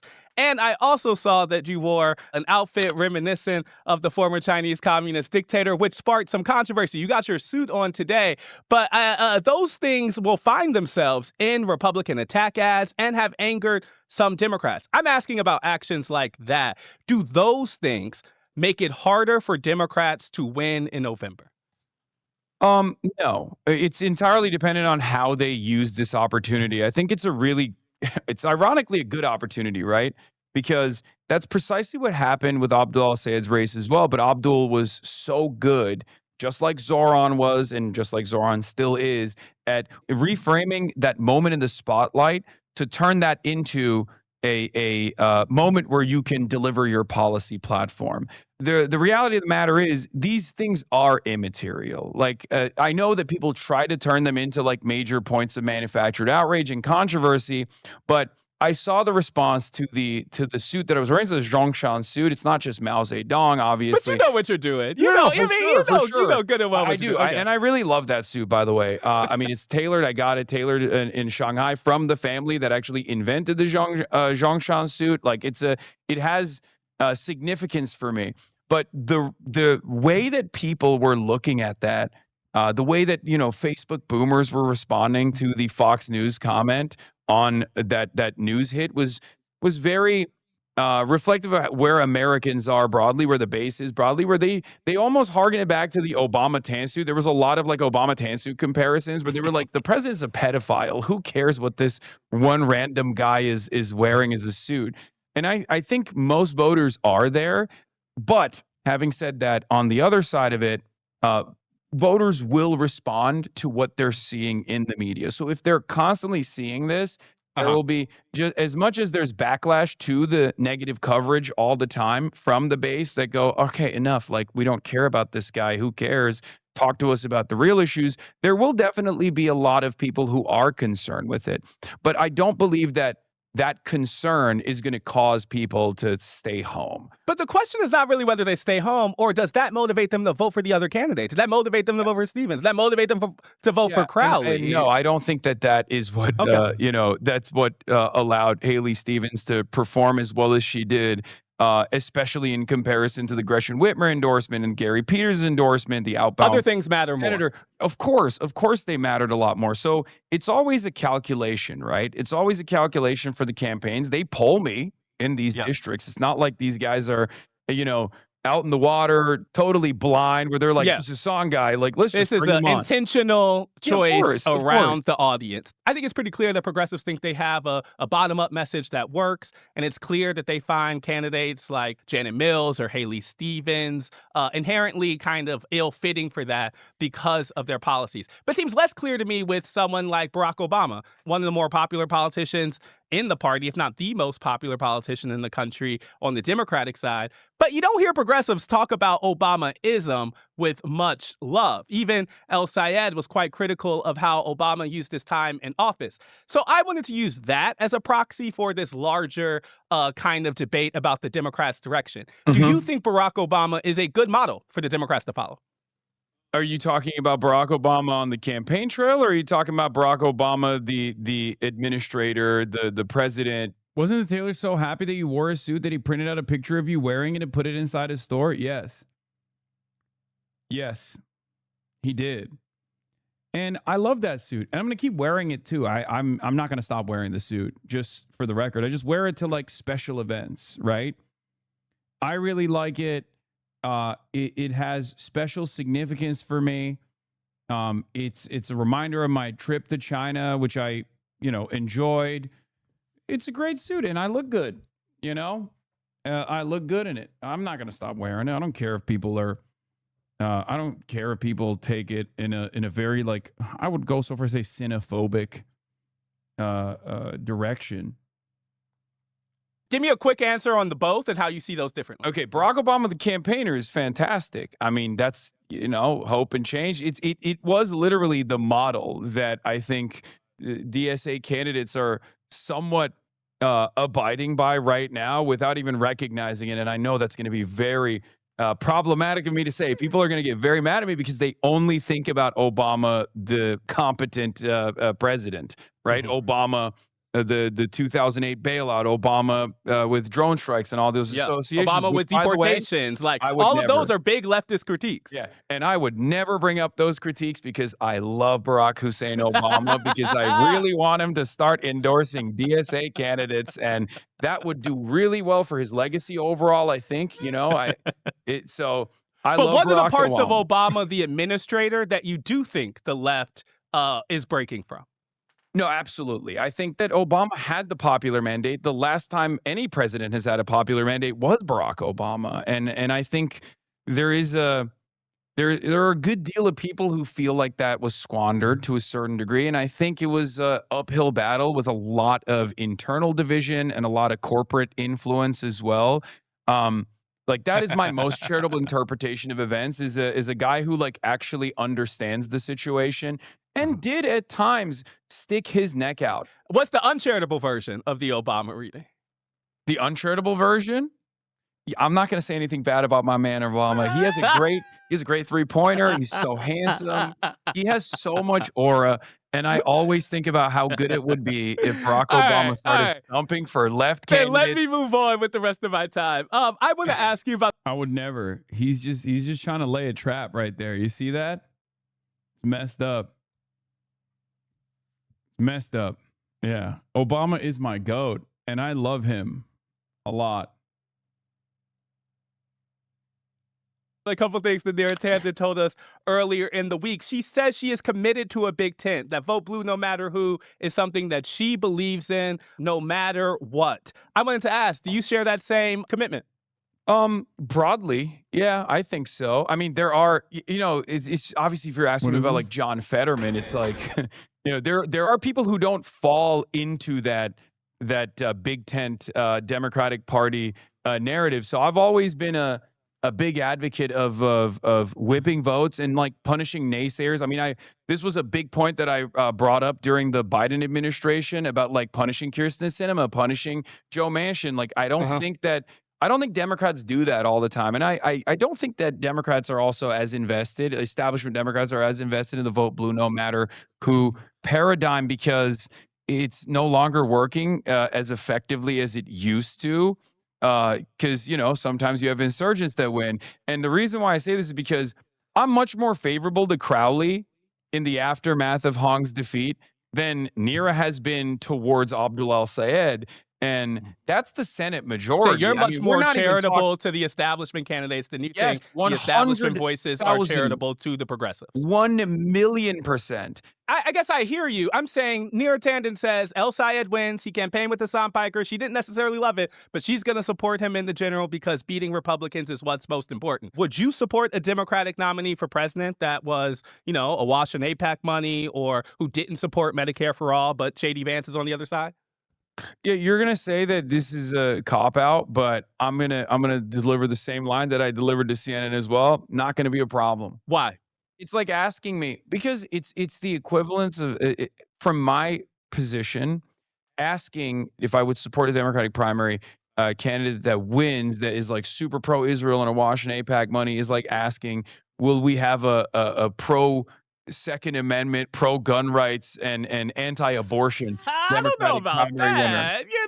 like, I definitely think the sentiment shift on Israel has been real, but the red lines are not clear across the base. It's not like there's a universal agreement about not selling defensive weapons. There might be a universal agreement that Israel did some bad stuff in Gaza, but it doesn't seem like there is a clarity on the question of solutions. I guess I'm asking, like, it seems possible that the next Democratic nominee is maybe more middle of the road than even some of the midterms candidates we saw. The salience of the electability argument is chipped away every single day, or rather, it's being now weaponized more effectively against the establishment because it is the correct argument. The Bernie would have won, like the Bernie would have won narrative from 2016 has unironically been channeled by a lot, at least in my experience, this is anecdotal, by a lot of people who are older voters who are now coming to terms with that reality that left populism isn't this like scary thing that's electability poison. It's actually quite the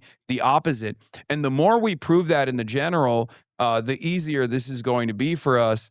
And especially when it comes to Israel, like I said, I think the Israel issue, there's nuances to the Israel issue as well. But having said that, I think broadly, any kind of like sympathetic approach to Israel in 2028 will be electoral poison. You won't be able to make it out of the Democratic primary. So it's not even a concern for me at all. Does this confidence hold if El Sayed doesn't win the general? Yeah. 100%. Okay. But I don't think that's going to be an issue either. The story of the summer has been the Democratic Civil War. Now that the most important primaries are over, what do you think is the result? You calling it a truce? A truce in what regard? I mean, I voted for Adam Schiff. Okay, like that's my senator. Like, what are we doing? You know, that's why it's so funny when I have these different forces. There are people to my left who say I'm a sheepdog for the DNC. Yeah. I'm a collaborator with the enemy. But the broadest message that I hear from mainstream outlets that are having these consultants on is that, like, we are an aberration. We are not a part of this movement. We've never been a part of this movement. It's like, we haven't stopped being a part of this movement. What is this movement? Is it the brand of the Democratic Party, or is it what the voters actually want? What we want is for the voters' desires to be expressed. What we want is a clear agenda, a clear vision for a better future. And let me tell you something. Okay. After my experience hands-on with some of these campaigns all around the country, I have begun to realize something. I'm ready for this. A big part of the reason why the Democrats never have a bold vision or an agenda is because they have the easiest time hitting the electability argument of the primary and then the harm reduction argument in the general. I hear you. Right? Yeah, I hear you. And I think that was best demonstrated by James Carville's now pivotal New York Times op-ed where he said, like, punish the voters, basically. Let the voters see what it looks like when Republicans are in charge. That was a big part of the reason why we actually were able to seize on this moment and be like, no, see, they're telling you they're going to roll over and die. And that's the reason why Chuck Schumer's popularity is in the gutter. That's the reason why Hakeem Jeffries is not nationally popular either. And that's because people wanted more. People wanted the Democrats to fight back. They wanted the Democrats to represent. Does that come across? Do you guys understand this? Like, Democrats have been made lazy by the fact that their route to electoral success has always revolved around making the simplest argument with no agenda, no vision whatsoever. I 100% believe that. Like, if you can win by just saying, we are the electable candidates, we are the only candidates that can defeat the Republicans in the primary, and then when you get into the general, you say, well, we're much better than the Republicans. Look at how violent the Republicans are. Then you become super lazy. You don't have to have a vision. You don't have to have an agenda. It's the easiest grift of all time.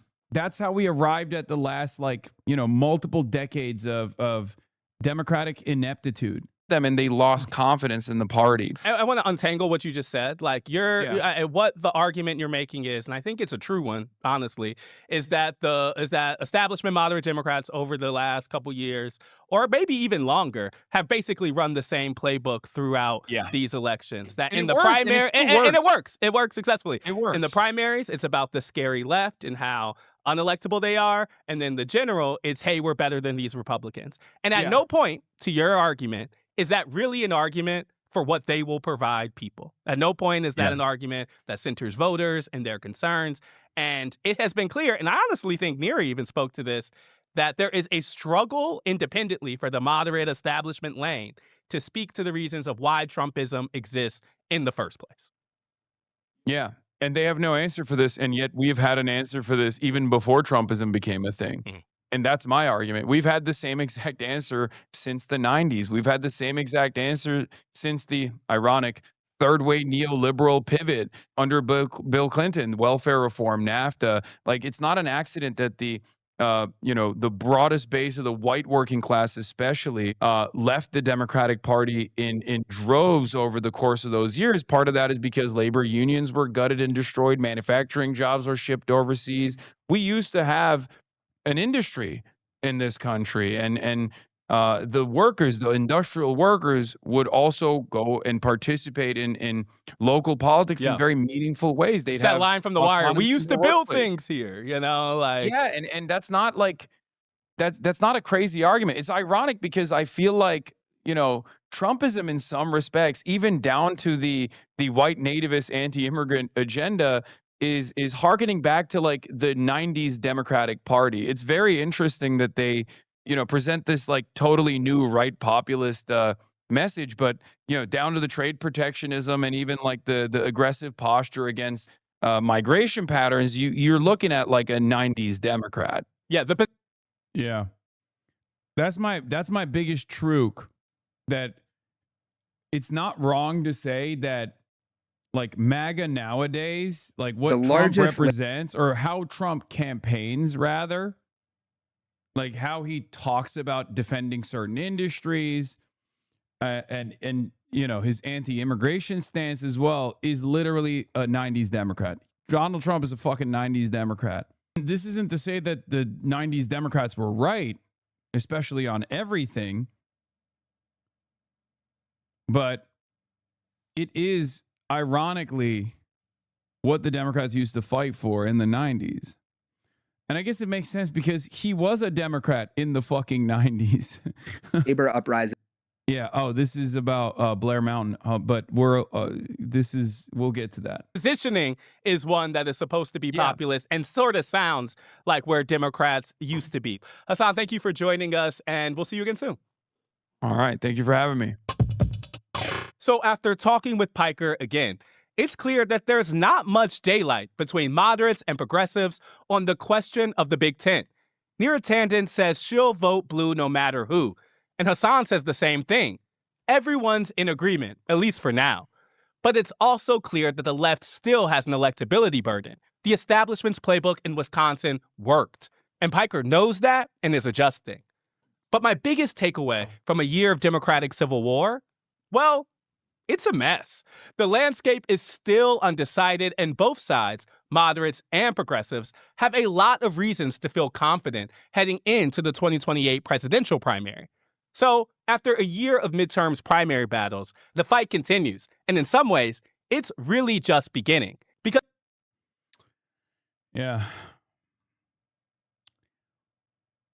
I would tell chatters in this community not to cast aside the vote blue no matter who argument for the upcoming elections.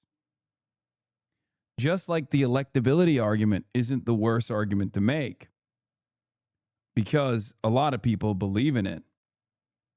And things can change. Things are changing. Okay?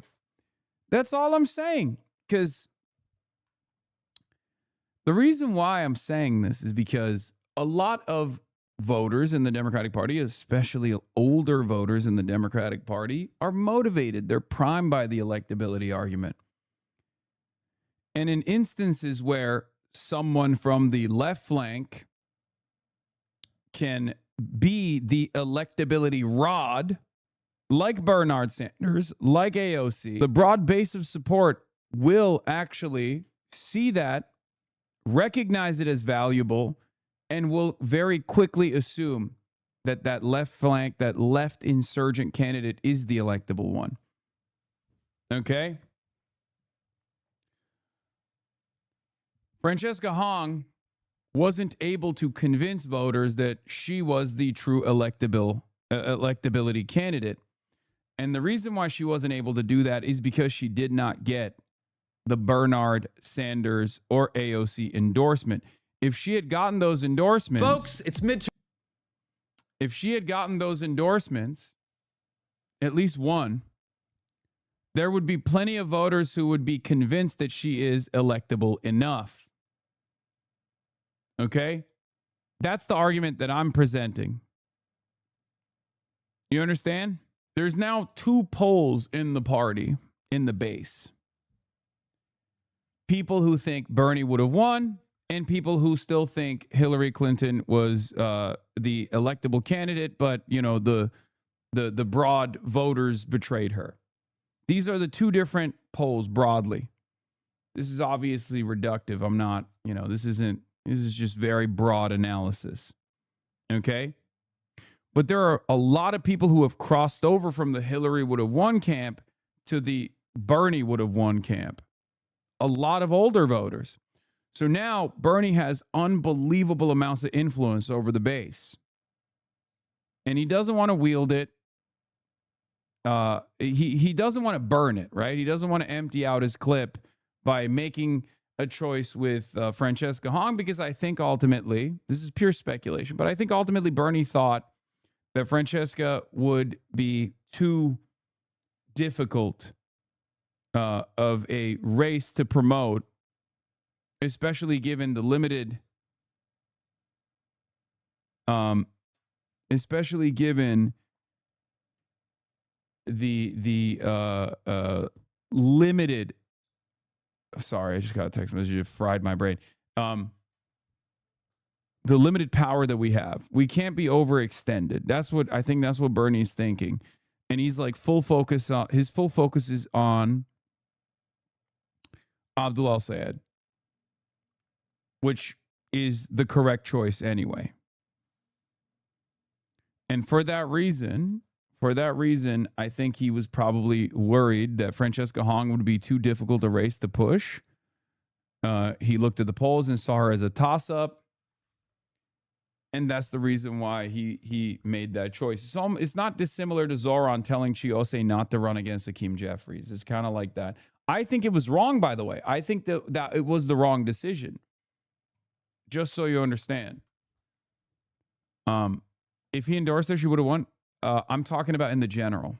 I think the reason why he didn't endorse Francesca Hong is because of the fact that she was the only toss-up out of all of the other candidates in the general in Wisconsin. And it's a gubernatorial race. It's different. It's a different seat.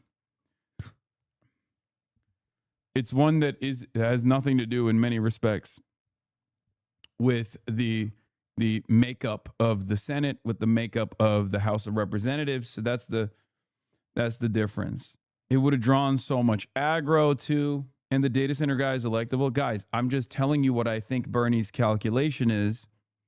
I haven't spoken to him about what his calculation is. I'm purely speculating, and I don't even agree with this calculation. I'm just telling you what I think he was. I'm trying to give you the best argument for why Bernie Sanders did not endorse Francesca Hong. Okay? I'm steel manning his position. Putting up the kitchen window and cooking lunch while listening to Hassan. Okay, that looks like fire. That looks gas. It's funny because I do the same with podcasts. Hi, Hassan. Bernie Sanders here. You're correct. But giving a reason for Bernie's decision makes it seem like it was a good decision. We don't know why he didn't endorse. The fact that he didn't endorse says it all. Dog, I do analysis around these parts. What do you mean? It hurts your feelings to think about why people make decisions that you disagree with? What are you, a baby? That's so funny.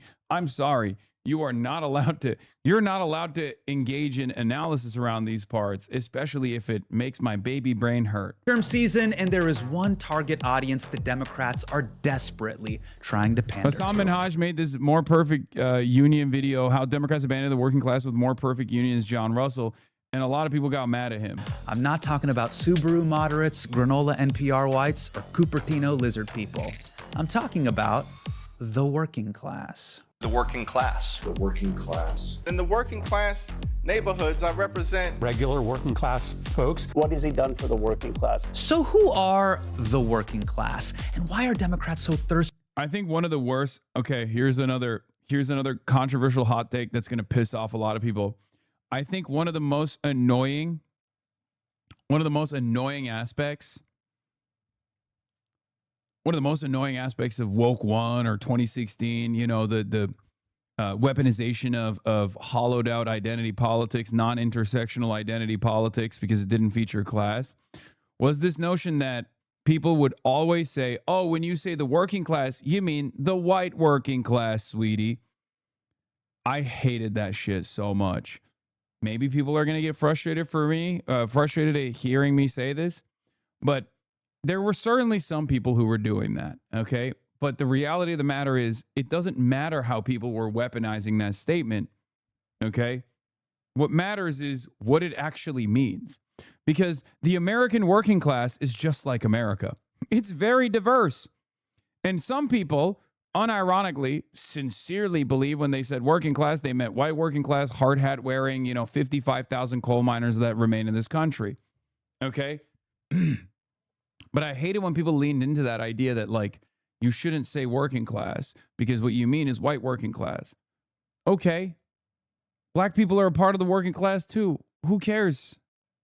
Trans people are part of the working class too.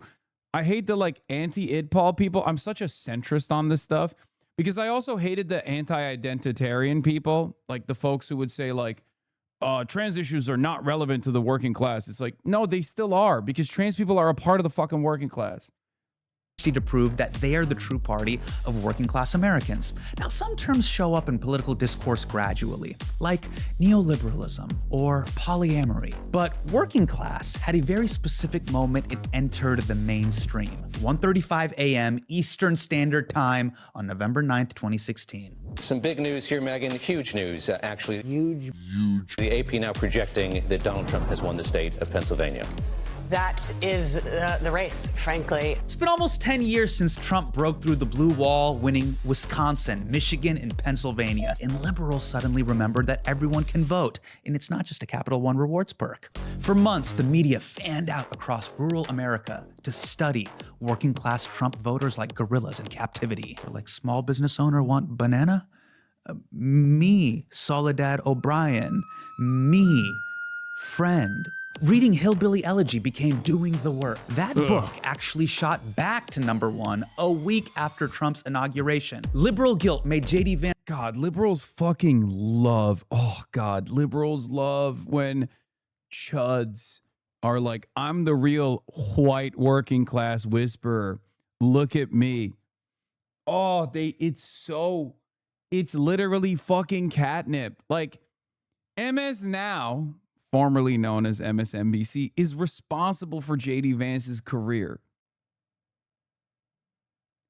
And it still works. And it kind of works on the left, too. Let's be real. I mean, look at Graham Plattner. We have to figure out a way to harness that. We have to figure out a way to harness that excitement around people that look a certain way. You know what I mean? Because, like, the aesthetics and the optics, they work. Isn't Peter Thiel more responsible? Yes, of course Peter Thiel is more responsible. But it's just like, there are so many MSNBC watchers out there who see someone with the aesthetics and go, oh my God, I love this person. This person is the best. I mean, yeah, John Fetterman was another example of this too. And so famous that depending on how bad Qatari engineering is, this guy might be president soon. The man and woman who raised me, Mamaw and Papaw, said, we're for Democrats because Democrats are for working people. I don't think that's true anymore, my friends. Now, grifter Huckleberry Finn is getting at something very real here. Since 2016, there's been a lot of debate around what the working class even means. But it used to be very simple. Working class people got a paycheck. They had a boss, they were probably in a union, and they almost definitely voted Democrat. Ever since FDR and the New Deal back in the 1930s, workers were a core part of Democrats' identity as a party. In 1935, FDR signed the Wagner Act, which guaranteed workers the right to collective bargaining. Republicans at the time tried to smear it as first implemented in the People's Republic of Wisconsin. For those of you who don't know, Wisconsin is radical, and it still has that revolutionary history, and it abso-fucking-lutely still has that revolutionary potential. I am not giving up on Wisconsin, even though Data Center Dave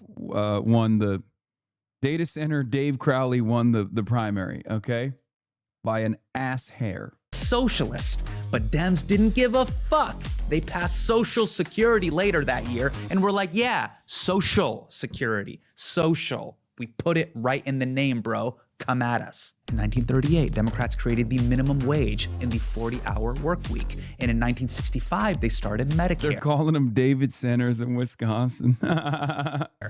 This was a party unafraid to fight on the side of workers and against capital. And it made states like Pennsylvania, Michigan, and Wisconsin, which were built on manufacturing and agriculture, Democratic strongholds, places that Democrats could count on, maybe even take for granted.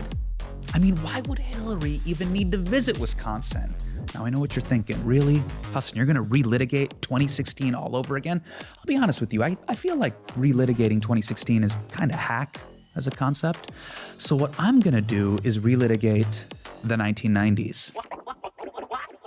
It was Hillary Clinton's husband, jazz icon Bill Clinton, who pushed Democrats towards more business-friendly practices and away from... Oh, this is so good. Oh, he's cooking. He's cooking.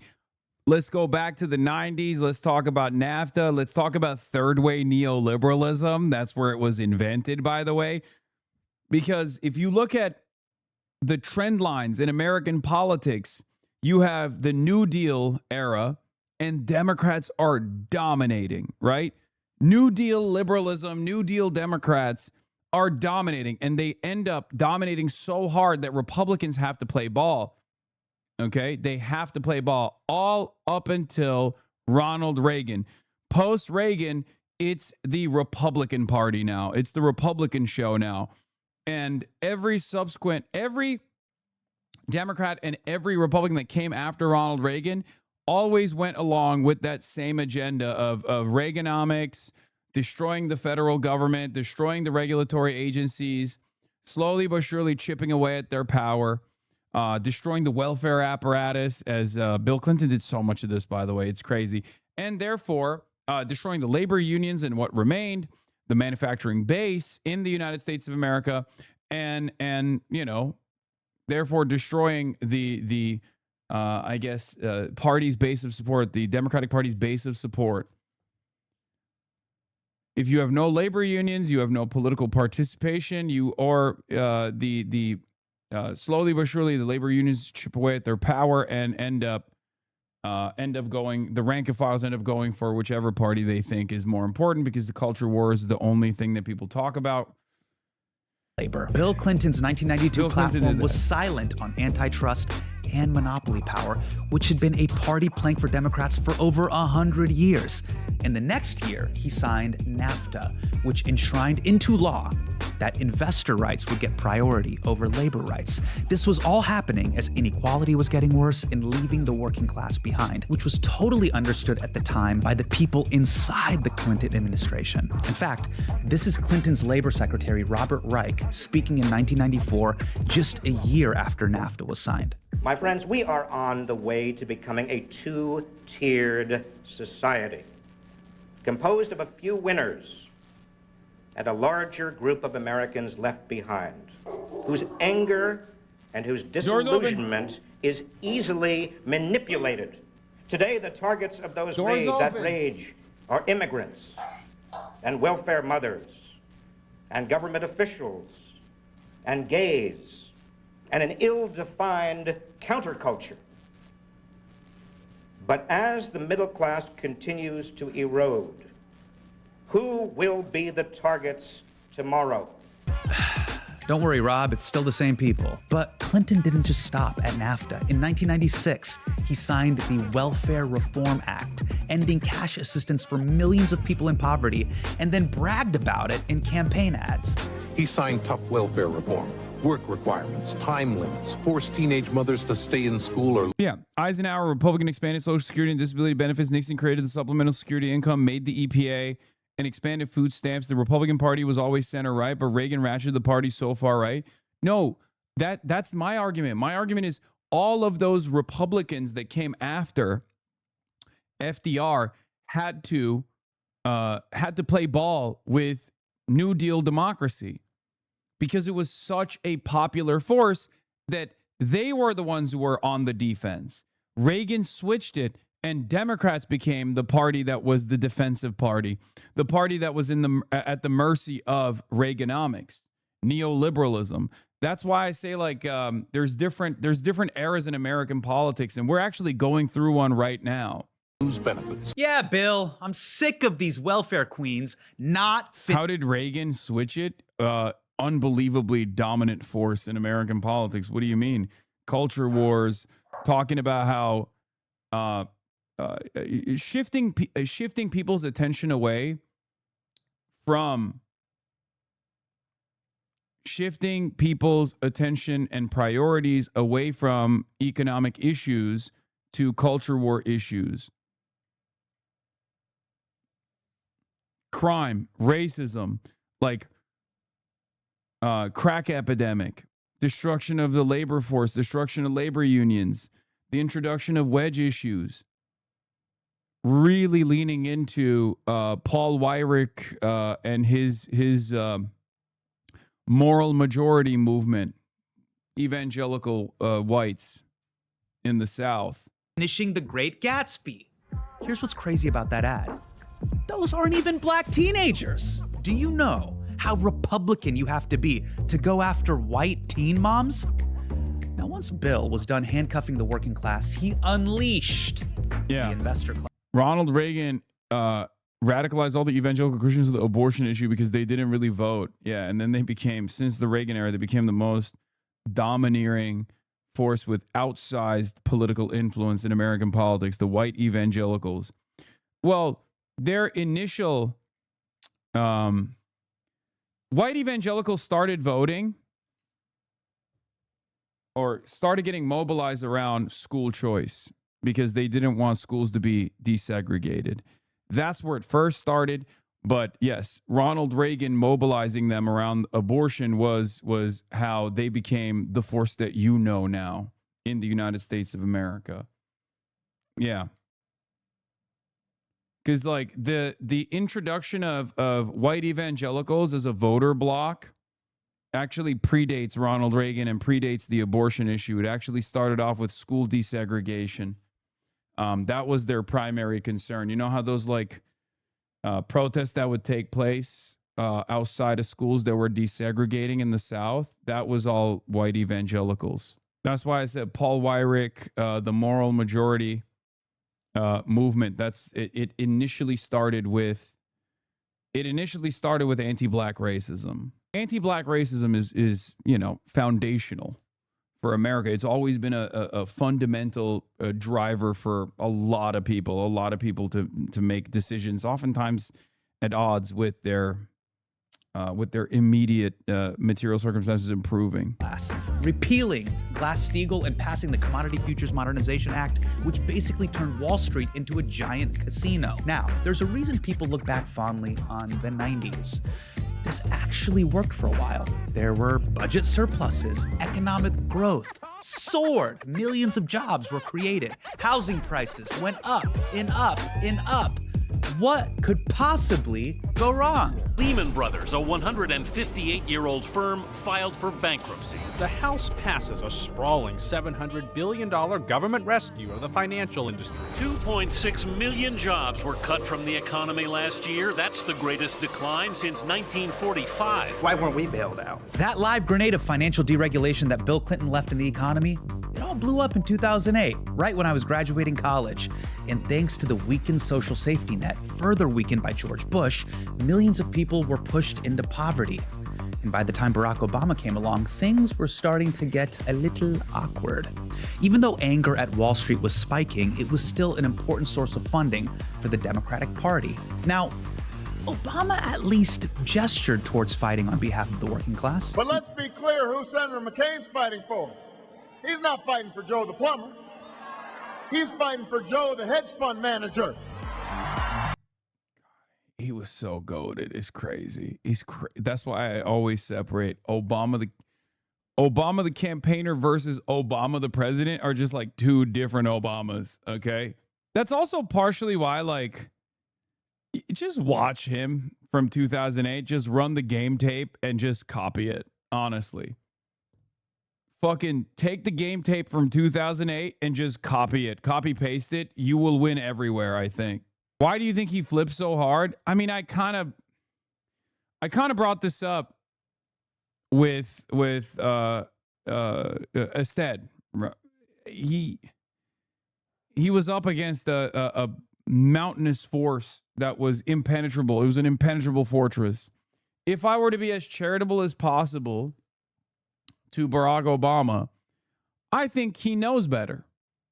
Make no mistake. I think Barack Obama knew better. He knew better about American foreign policy. He tried to chart a different path forward for American foreign policy at times.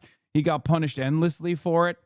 And as far as his ambitions goes, like, it was virtually impossible.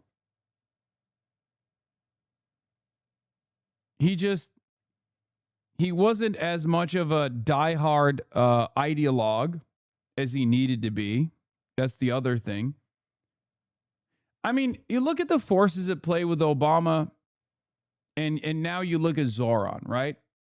Like, you think Zoran is not taking out Jessica Tisch and replacing her for no reason? You think it's because he loves Jessica Tisch? Jessica Tisch's family literally spent millions of dollars calling him a fucking terrorist.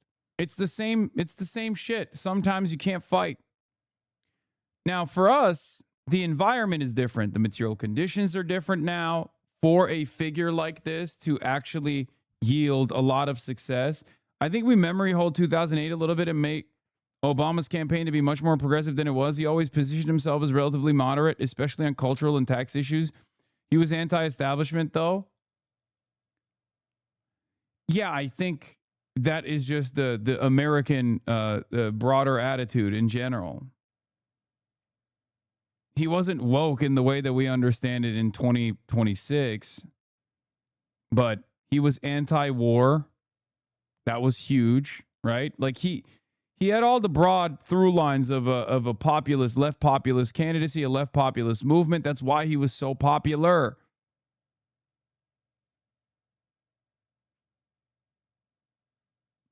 That was why he won. He was unique. He was like a unique candidate. Pro-gay marriage when that was a thing? No, he wasn't pro-gay marriage. No, you're wrong. No, he just avoided talking about certain issues. That's bullshit, man. He didn't flip. Obama the president is more actual Obama than Obama the candidate. I was there when it happened. What defines Obama was the transition team he put together after the election and the pivot in his first year to crush Medicare for all. He was not woke for that time. Toby Durden for South Dakota. You are 100% right. The charitable interpretation of that is that the corrupting forces of capitalism were far too powerful for him to deal with. The uncharitable interpretation of that is he was always slated to be this guy, and he didn't give a shit. But yeah, I mean, the point I'm trying to make is the reason why I bring this up is because when it came down to foreign policy, which is the most bipartisan, right? This dude literally stuck his neck out for Cuba and stuck his neck out for the JCPOA. Those were two instances that lead me to believe that he had a very different approach to what, like, he had a very different vision to what he wanted to advance. And you know, he He tried to do it wherever he could, but ultimately it doesn't matter. It doesn't matter at all because he was the porter in chief. He was, he couldn't advance healthcare. He couldn't advance healthcare to the public option. Oh, come on. He spent his entire first term claiming that the DADT couldn't be repealed if not for an act of Congress. Then he at the last minute issued an executive order ending DADT when Democratic platform put same-sex marriage on the Dem platform. Then he started advocating for same-sex marriage. He was nothing but a radical centrist, the American Macron, even with all the cheesy alliteration in his speeches. Look, I don't disagree with you guys as far as the Obama criticisms. I mean, he should have been a rabid partisan, for example. This like coalition of Republicans, like bringing Republicans into the fold, being completely captured by corporate interests, Rahm Emanuel. I mean, there were so many goddamn mistakes. And there was also tremendous opportunity there too. Like he could have been he could have been an FDR style figure with the banks. He had the opportunity to do so. There was tremendous appetite for it, but the grand bargain and bringing in the Goldman Sachs guys into his team to like figure out how we rebuild the American economy in favor of the very same bankers and their allies, their close allies that were responsible for this crash was devastating.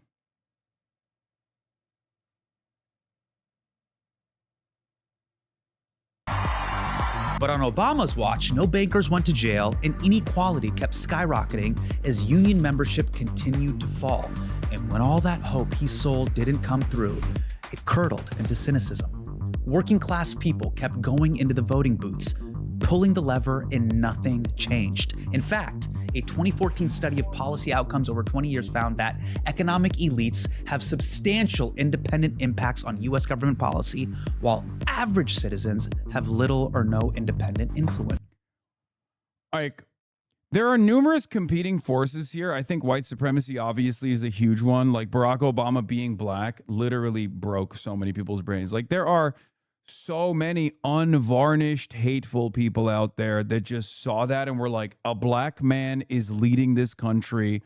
He is the son of Baal. He is the son of Satan. Like they lost their damn minds. Okay? 100%.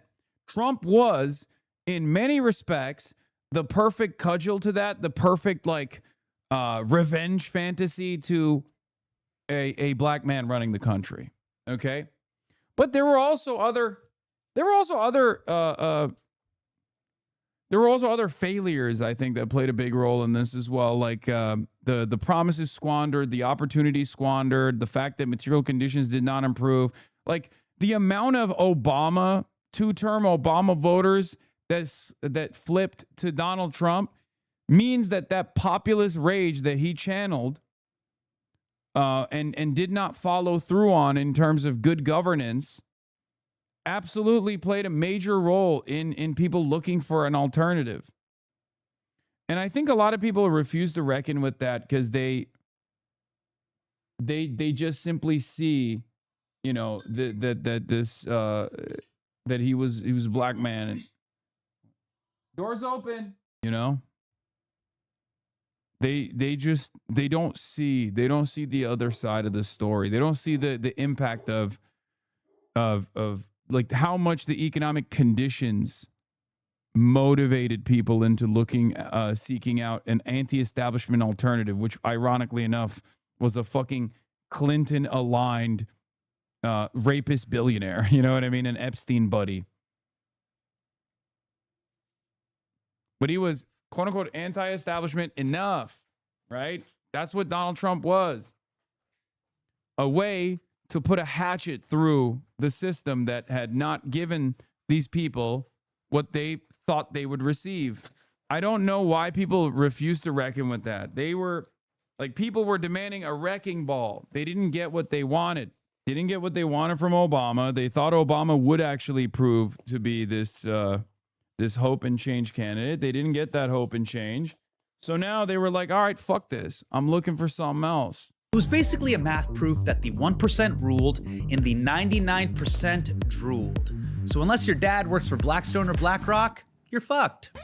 So it's no coincidence that 2 years later, in 2016, the two most popular presidential candidates were people who could credibly claim that they weren't in Wall Street's pockets and would fight for the working class. Special interests, lobbyists, donors, they make large contributions to politicians, and they have total control over those. When we look back at the game tape of 2015 Donald Trump, by the way, it does harken back to what I was saying as far as like beast mode Barack Obama 2008.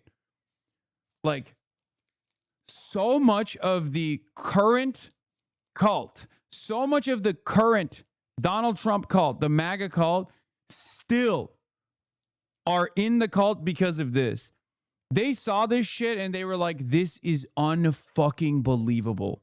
Okay? Perfect amount of populist rage for them. Perfect amount of racism. A real, he tells it like it is attitude. There's already that dumb guy mentality of, oh, he's a business owner and we got to run America like a business. That's catnip for a lot of American boomers who are stupid. Dumbest idea of all time. Okay? But this shit, people don't understand. Like, this is what a lot of like educated, high propensity voters could not comprehend, where they were like, Hillary Rodham Clinton has the CV. Why the fuck would anybody vote for this baboon? Okay? Why the fuck would anybody vote for this baboon? They were like, because the baboon was saying the truth at times. And he was a very heterodox candidate, and also a populist candidate that was perceived to be far more moderate than Hillary Rodham Clinton. Again, people forget. Politicians, I don't want anybody to control me but the people right out there. We need a political revolution where millions of people stand up and say loudly and clearly that our government belongs to all of us and not just a handful of wealthy campaign contributors. Of course, we all know what happened next. Dude, things could have been so different. Imagine a world where Donald Trump did not win because Bernie won in 2016. The Dems didn't rat fuck him. The media didn't rat fuck him. He was able to overcome great odds. And he fucking won. He was the president. Two-term Bernard presidency. I mean, who knows where we would be? A very different timeline, dude. Very different universe. The last 10 years would have been incredible. Democratic Party backed Hillary Clinton, whose campaign followed the usual playbook, ignoring working class voters and focusing on suburban moderates. That is not a conspiracy theory, okay? Chuck Schumer literally said it out loud 3 months before the election. For every blue-collar Democrat we will lose in Western PA, we will pick up 2-3 moderate Republicans in the suburbs of Philadelphia. And you can repeat that in Ohio and Illinois and Wisconsin. 2016 was the year the suburban strategy stopped working. It was the Democrats' worst turnout for union members and rural voters since Walter Mondale in 1984. So that brings us to today, 10 years after 2016, and the Democrats still have not figured out how to win back all those working class people that they lost. Now, I've heard the ideas. We should run DSA candidates. Great. We should shut up about trans rights. Not great. And we need a Joe Rogan of the left. What the fuck does that even mean?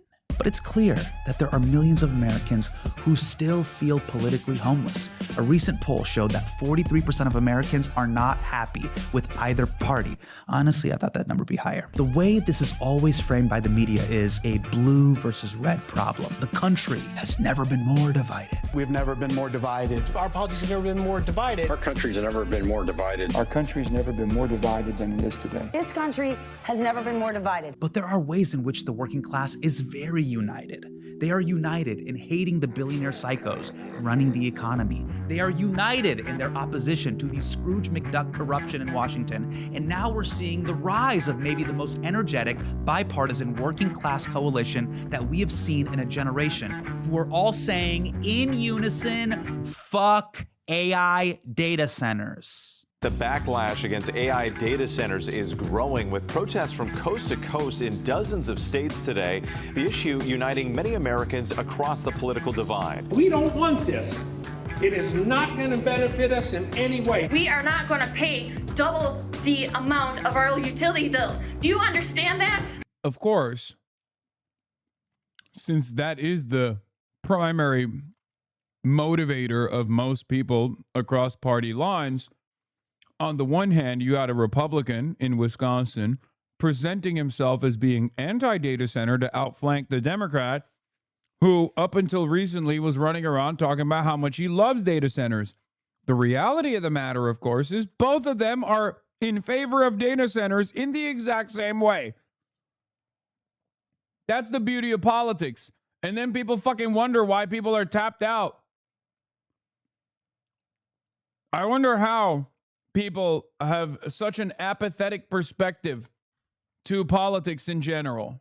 We don't get anything for it other than we're losing land, we're losing water, we're losing air quality. Why are you protecting? What are you just To talk about this more, I reached out to a media outlet whose mission statement is building power for the working class. Since 2021, More Perfect Union has been doing on-the-ground reporting focusing on labor unions, inequality, and corporate power. And maybe no other media outlet out there right now is doing more reporting on the backlash to AI data centers.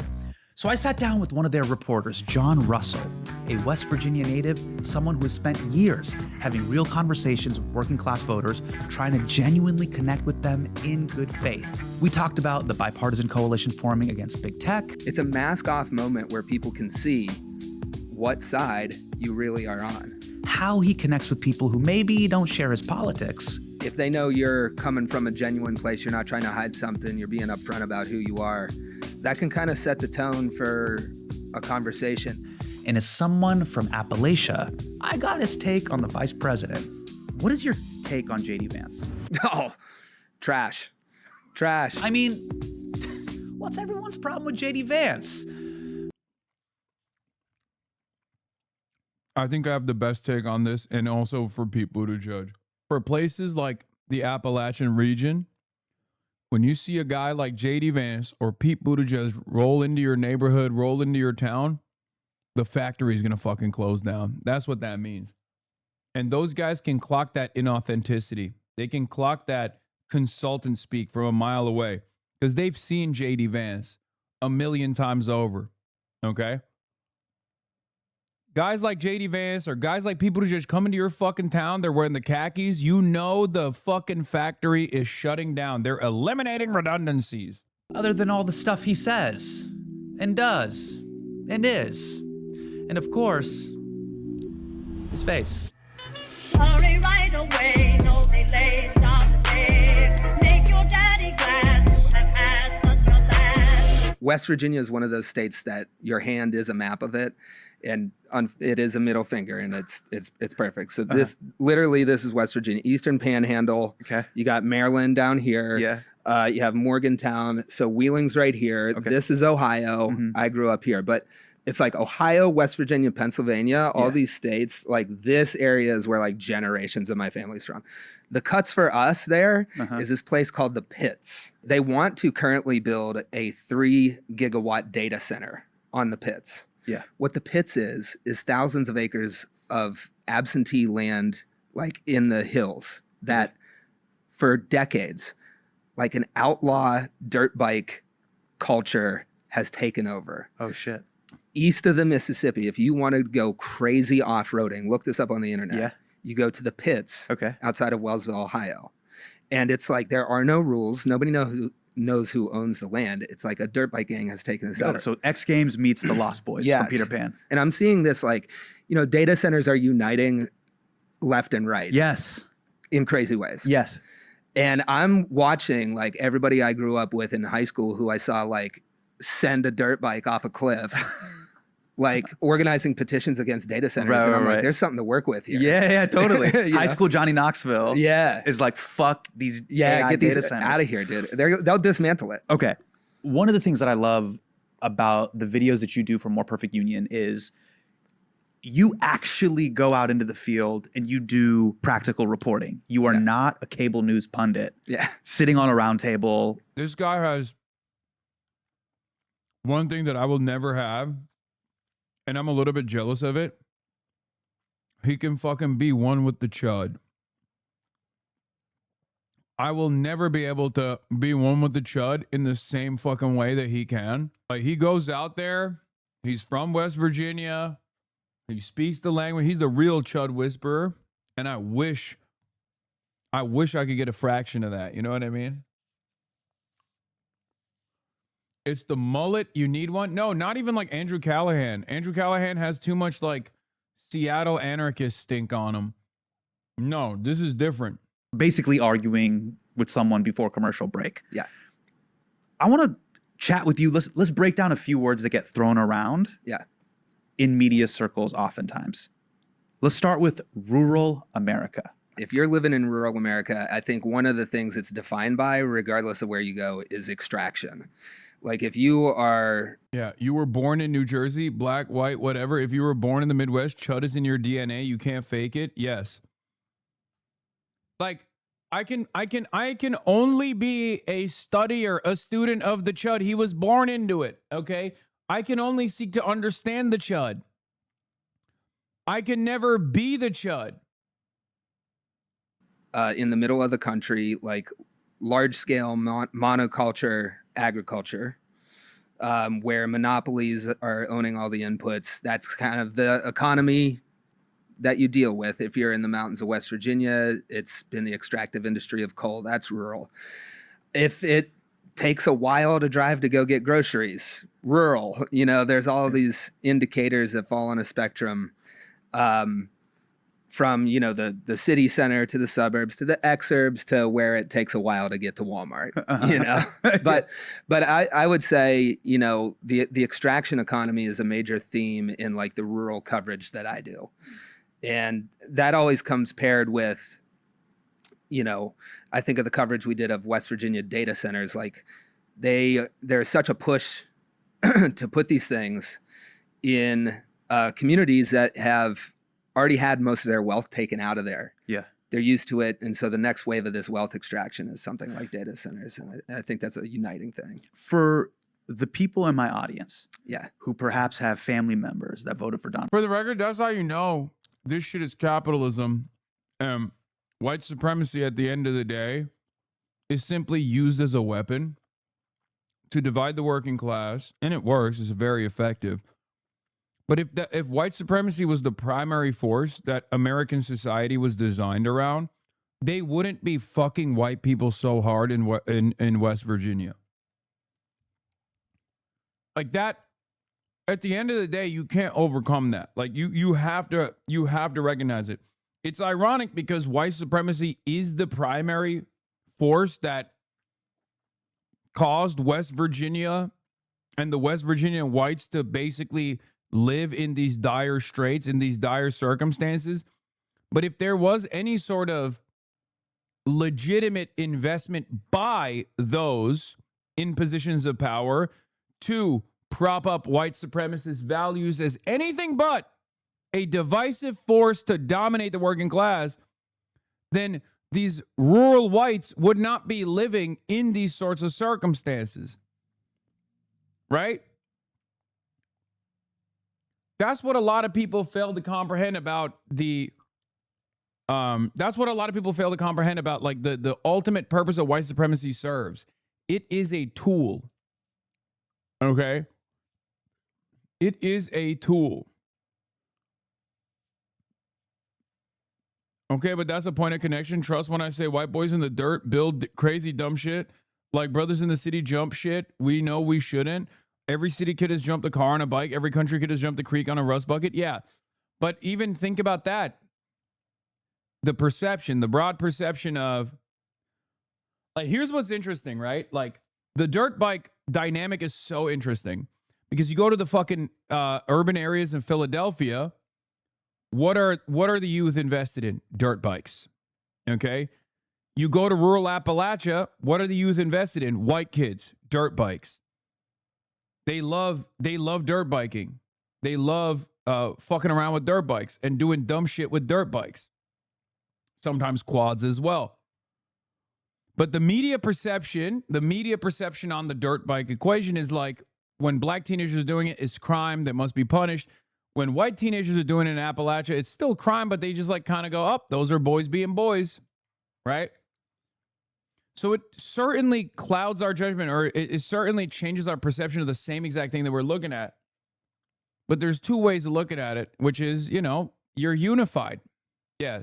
In the city, it's teen takeovers, right? It's black teenagers being rowdy. But ultimately, people want the same shit. They want to be busy. They want hobbies that they can lean into. And the point I will always push for is, once again, to say that we have not had white supremacy as a fundamental principle in American development, it would be silly. I'm not saying that at all. But to say that that is the ultimate end-all, be-all, the final goal of the American elite class is wrong. There are those who are real believers, right? Elon Musk is one of them, certainly. But not all white folk are treated equally by the white folk that are the elites. And I think the conditions in places like West Virginia resembling Gary, Indiana, shows you that there is still a primary motivation behind this that is more important than like the racial predeterminism demonstrated by, and the racial tribalism demonstrated by white supremacists. I guess the simplest way to look at it is, if white supremacist was the primary focus and it wasn't capitalism, then white neighborhoods in Appalachia wouldn't look the way they do. Trump and see these people as irredeemable. In your reporting, what would you like them to know? I think the way that we consume, the way we talk to our family members, first of all, like, check where you're coming from, because if you're just trying to defend a political party, I think you got to go deeper than that to rescue people who are a little too far gone. You have to get back to shared values. And there are a lot of people in Trump country that share the value of wanting to hold it. They wanted to hold the Epstein class accountable. That was the whole thing with their base, right? You can get in there and relate on that thing. But if you're just trying to come in and say your party's bad and my party's good, they're prepared for that. And you got to go on values. I mean, speaking of values, naturally, you lean a little bit more left, right? Yeah. How do you unlock people who have more conservative positions than you? Bro, I'm telling you, Hassan Minhaj asked, you lean a little bit more left there because, again, he looks like a chud so much that you got to check. You got to check. You just got to check every time. You're like, so what's up? You just got to make sure, the little ocular pat down, just want to confirm you're not going to say slurs, right? I'm so jealous. Again, I am so jealous of his chud background. Like, I wish I could just, for one day, be able to hide in the crowd at a fucking state fair or something, you know what I mean? And have people come up to me and be like, hell yeah, brother, you see that big ass pig? Look at that hog. Oh, hell yeah. Is it the mullet doing the work? Is it the mustache? Like, what's it is? Like, it is my. But you like, it's a little bit of this. No, you're clearly affable. You genuinely come from a place of curiosity.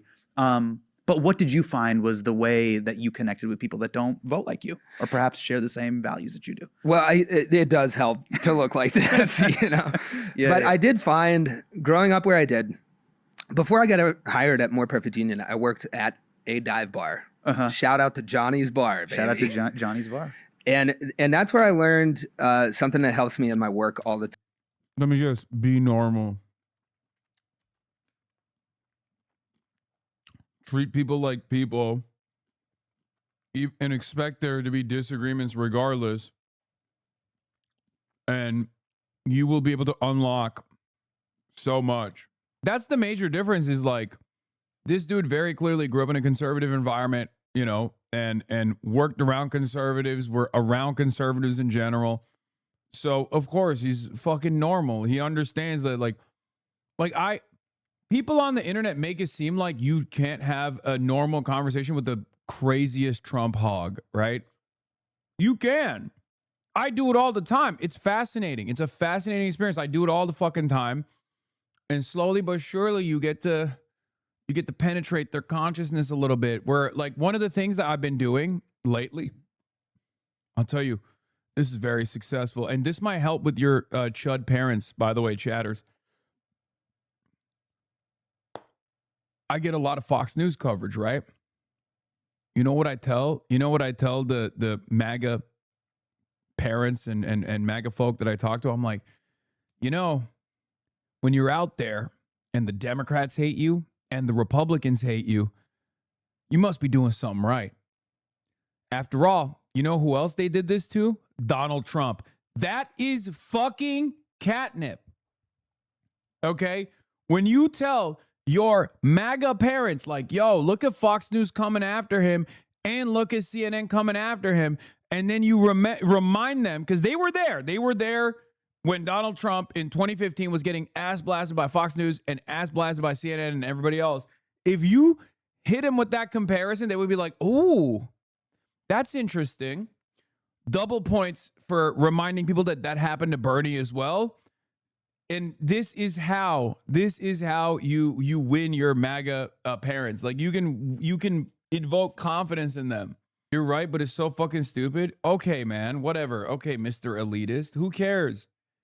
What matters is it works. For your liberal parents, you just show the Fox coverage and that's it. And you go, look at how much Fox is lying about it. For your MAGA parents, you show both the Fox coverage and the CNN coverage, and you say, you know who else got hit like this? Trump. This guy must be doing something right. That statement in and of itself holds almost the same level of power as, I want a businessman to run the government like a business. It sounds stupid. It's fucking cringe, but it's effective. Okay? Time, which is, I wear my politics on my sleeve, and I don't try to hide that with people. And I think that if they know you're coming from a genuine place, you're not trying to hide something, you're being upfront about who you are, that can kind of set the tone for a conversation. And that's what I always did in Johnny's Bar. Like, before I got hired at More Perfect Union, I was making TikToks about, like, you know, we should all join together as people in the same boat here and maybe take back some of our power. I talk left-wing politics in my small-town bar with people mostly whose idea of a leftist is the actual devil. Was there a moment that inspired you to start making those videos? Like, what, you know, not to like hero's journey this, but like, what was the inciting incident? What was the moment that made you go like, oh, I want to go to the cesspool that is social media and like talk about politics and perhaps reach out to people that feel unheard? I think I've always been angry about how this billionaire-owned media lied to the people I grew up with. And I've always believed in the possibility of them. It does work. My personal testimony is getting my anarchist Trump. Anti-tax, how is that possible? Flat earther uncle to look into your stuff? Hell yeah. Yes, I talked to MAGA folks who cried about Charlie Kirk, and I told them Dems and Republicans both hate you. They said Dems hate you because you're not as radical as them. Lamau, leftism works more for Republicans than moderate Dems, unironically. Why hide? Nothing is stopping you from going to a fair. My black ass went to state fairs. No, I used to do it all the time. I used to go to like the gun shows and stuff like that. It's a little bit different now, don't you think? They fucking plastered my face on Fox News every day for the past 6 months. I don't just want to visit these sorts of places. I want to also be one with the people. And there is 0% chance. Like, I will never be able to go to CPAC. I will never be able to go to a fucking state fair and, ask people about their positions and shit like that and get an honest answer. It's always going to be, it's always going to, unfortunately, revolve around like who I am as a person. Hank Pecker is dead. Mr. Chudface, my whole family is now fascinated with you, bro. They were all MAGA heads before. Let's go.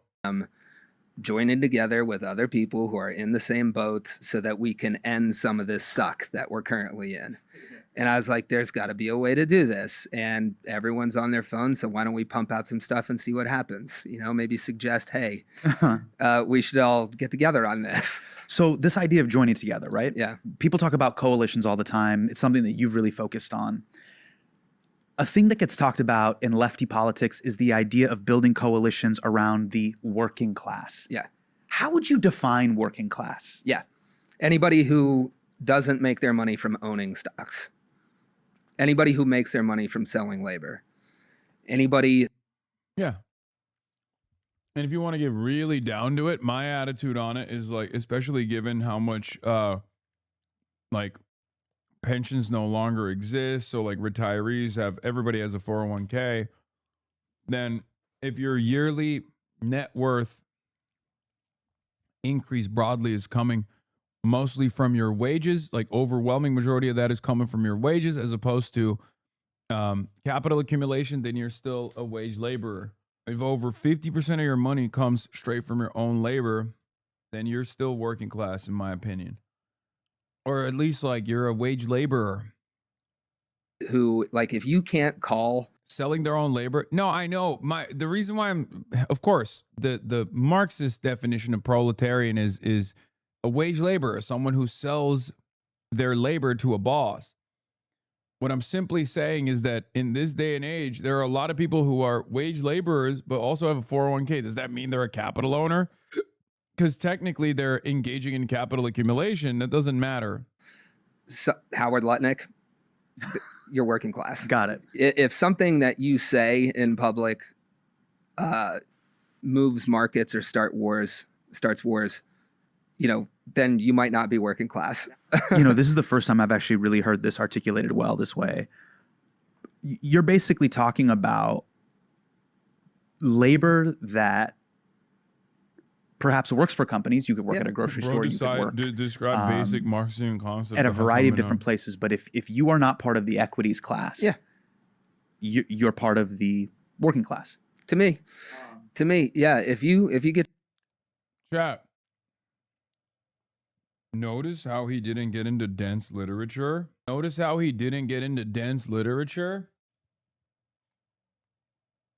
Another point for being normal.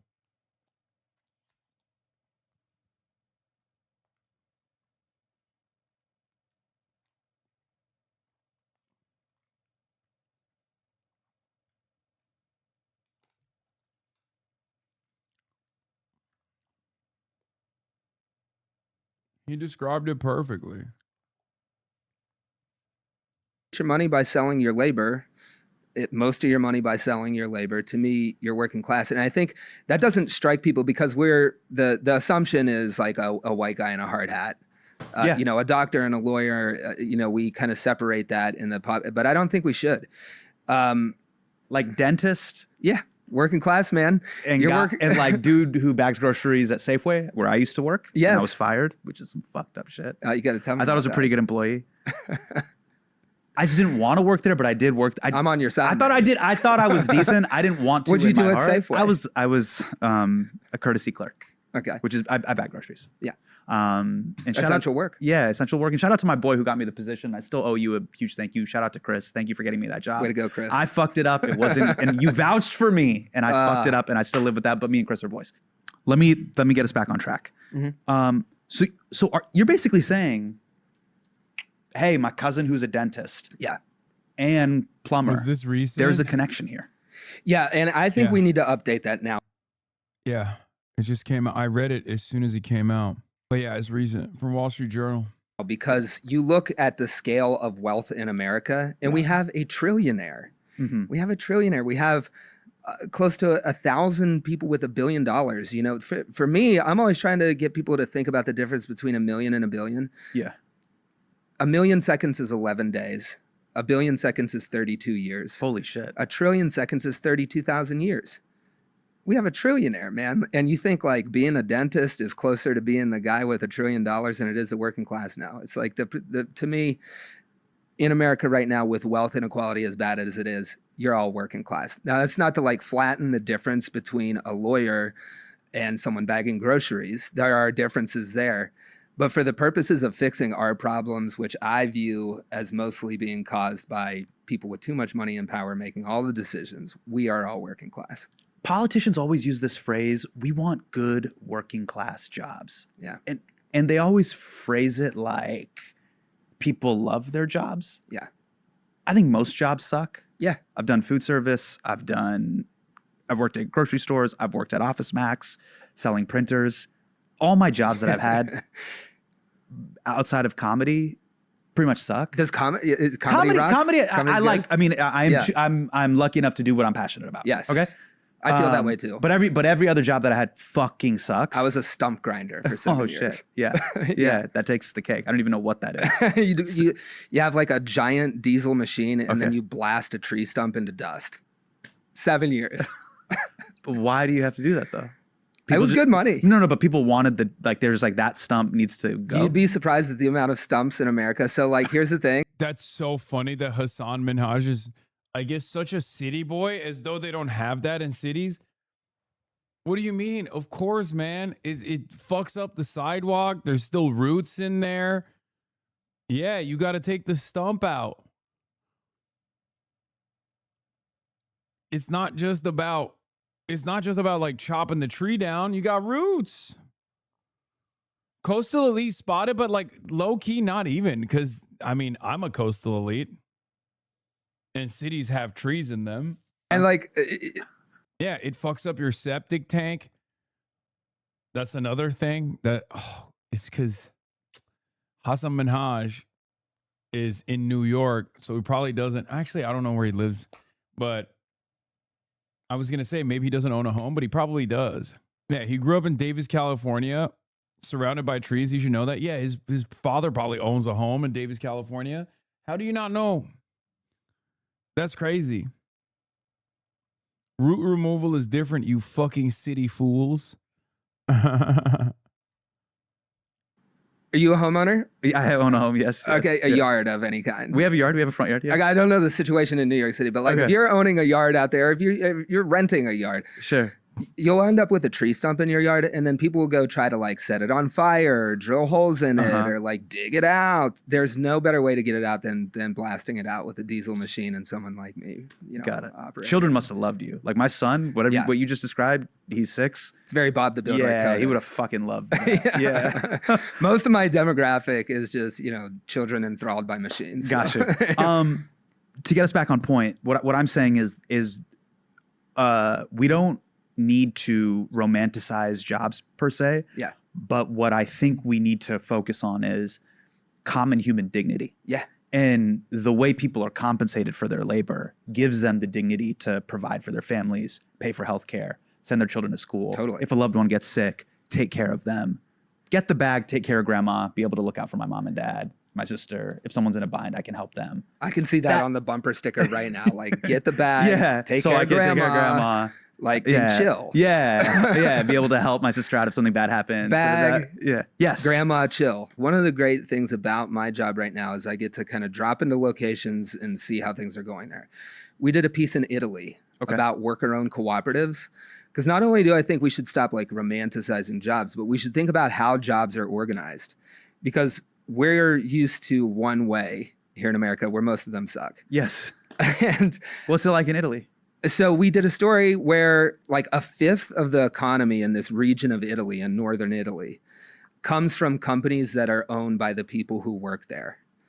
This and I remember we were standing on the floor. Wait, how does that work?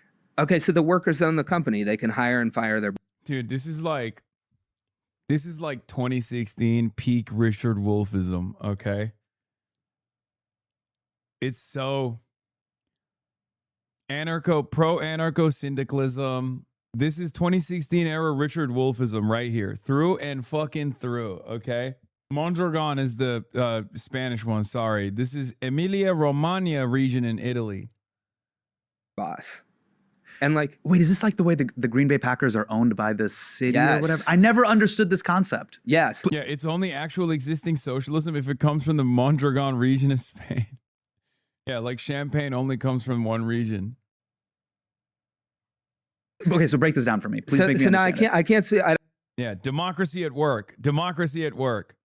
We have democracy in government, but the workplace is built with unjustifiable hierarchies. It's like a tyranny. Your boss gets to tell you what to do. Your boss gets to tell you what to do, where to do it, and you spend 80% of your adult life in this undemocratic process. Workplace is like a dictatorship. I don't know the details of the Packers, but basically a cooperative, right? Okay. This is a company like any company you would work for, but instead of being owned by one guy and shareholders and a board, the workers are the shareholders, the board, and they make the decisions to run the company. You can hire somebody to be CEO, and you can also fire them. And it was mind-blowing to me to go over as an American to Italy, stand on the floor of a factory where 2,000 people worked, just like the ones that closed down after NAFTA in the Ohio Valley where I'm from. They got a 2,000 person factory. It's doing manufacturing. It's owned by the workers. And I'm standing there with the boss of the company and 3 workers. And I asked the workers, what would you do if your boss made 300 times more than you make? And they were like, we would fire him. The workers are highly paid. They work in manufacturing. They control who runs the company. They make the products. And then they go sip espresso at 4 p.m. and be reasonable. Yeah. There are different ways to do jobs. No, but what's the catch here? Like the way you're describing it, I was like, no, there's a catch though. What's the catch? there's nothing's perfect. Okay. How long do you have to work there to be able to vote? Or the moment day one, you're essentially on the quote unquote board? So this would be a plug to watch the video, because we had a worker who had just joined, all the way up to somebody who'd been there a long time. First of all, you have far less turnover. You have far more expertise. Sure. Yeah. You've incentivized staying there. Yeah. And there's a clear path from the guy we were talking to who's 20 years old to spend a short amount of time and become, a worker owner. Would you say kind of the core tenets of the videos that you work on for More Perfect Union, are they essentially about labor solidarity? Yeah. It's about strength in numbers. It's about solidarity. It's about different ways to organize the economy and work. One of the things I hear in media reporting all the time is, here is how the Democratic Party abandoned the working class. Yeah. A couple of my favorite criticisms from the left. It's like, well, these companies still rely on outsourced labor from the third world. Okay, dude. Sorry that the fucking workers' cooperative in Italy didn't destroy imperialism, like Western imperialism, single-handedly. And then from the right, the criticism always is, well, cooperatives can exist under capitalism. Why can't capitalist corporations exist under socialism? It's awesome. The point is, who the fuck would democratically organize to be like, yeah, no, we want a king? What does that mean? Yeah. Well, that makes me think of... yeah, no, the yet you still live in a society ass take. That's exactly what it is. Elliott County, we did a piece for More Perfect Union. Yes. And this was the Emmy award-winning piece that you made about it. Yeah, we won 2 Emmys. And shout out to the whole team at More Perfect Union. Like any video that I'm on, there's a whole team behind that. Josh Hirschfeld-Crowan, Meg Hirschline, Faz, Josh Miller-Lewis will go down the whole list. It'd take too long. But Elliott County is the only county in America, this is Eastern Kentucky, only county in America that voted 144 years in a row for Democrats before flipping to Trump by one of the largest margins. Talk about fumbling the bag there. They fumbled the bag. 144 years, you're running it up. And then to flip your entire base. But here's to your question. I would say the Democratic Party was responsible for fumbling that bag, because what we found there, of course, a lot of people who voted for Democrats forever and then flipped to Trump But you can trace through the history of the Democratic Party. It used to be very much FDR, and then it switched to, Bill Clinton and corporate donors and the Democratic Party that we know today, that we see in a fight with these primaries, in a real contest for the direction, like someone like Zohran Mamdani or more of what we've been used to. It is the FDR Labor Party that kept places like rural Kentucky voting for it forever because they knew the deal. You vote for Democrats because they're for the working man. But eventually they lost those roots, and we suffered a pretty large consequence for that of people. In your reporting, what specifically did the Democratic Party do to betray the working class that made people say, fuck it, I'm changing my vote? Yeah. Well, I target the Democratic Party a lot, but this really counts for both parties in our politics on the whole. Sure. But they just got, we, over the course of getting thousands of billionaires now, both of our parties have just switched to exclusively serving their agenda. I think about this report that came out more than a decade ago from Princeton, I think, where it's like, you don't need a weatherman to know which way the wind blows. The conclusion of this report was that the American people have little to no control over the policies passed by either party or either administration. So I think you can say about the Republicans that they've always been for corporate control and for the agenda of really large money. But for the long time, you could say that less about the Democrats. And then they started, going for NAFTA and free trade. And in the era of Citizens United, they're relying on corporate donations too much. And you let that happen for years. Well, aside from corporate donations, is stupidity also a part of it? Because there's this clip of Chuck Schumer from 2016 where he's talking about the Democratic Party's sort of national strategy. And I think about this at least twice a week. Let's take a look. For every blue-collar Democrat we will lose in Western PA, we will pick up 2-3 moderate Republicans in the suburbs of Philadelphia. And you can repeat that in Ohio and Illinois and Wisconsin. This is my sleep paralysis demon. That's actually on a loop in my nightmares. Oh, got it. I've watched it many times. That's your Freddy Krueger? Yeah, it is. Oh, got it. It is. Yeah, I wake up in a cold sweat every night, and it's Chuck Schumer just selling us out. Yeah, I think, right there you can see the strategy of trying to go after suburban, wine moms and such. And I think that is because they really lost their roots, right? And they're trying to reconstruct a base that is that goes well and doesn't offend corporate donors. So they say like, oh, let's try to hunt for that base in the suburbs of all these cities, because those people will kind of get on a cultural agenda that doesn't offend our donors. Right. All these major corporations can slap a pride flag onto a pretty terrible agenda, but not really be there to stand up for policies that represent people. Right. And unfortunately, I think there hasn't been a change from that strategy. I mean, Schumer still leads the party. This is the thing I cannot understand. How is that possible? There's no gravity. There's no consequences. Kolkata Chai has brand new tea bags. It is so easy. I literally don't have something very... All right, we're going to pause it here, and we are going to do a phone bank in 15 minutes for Oliver Larkin, ladies and gentlemen. Unethical Reacts are back. You already know. Florida has a real opportunity to show the rest of the country that it's not going to be left behind. But we're going to have to put up a fight. And before I get into that, before I get into the Oliver Larkin phone bank that we're going to be doing, we're going to watch his full speech from the Chomp the Oligarchy rally. So here's what happened last night. Last night, they finally did the Chomp the Oligarchy rally. Elijah Manley, Oliver Larkin, Angie Nixon running for Senate. And basically, Florida businesses hit them with the same shit that they hit me in Denver. They made the mistake.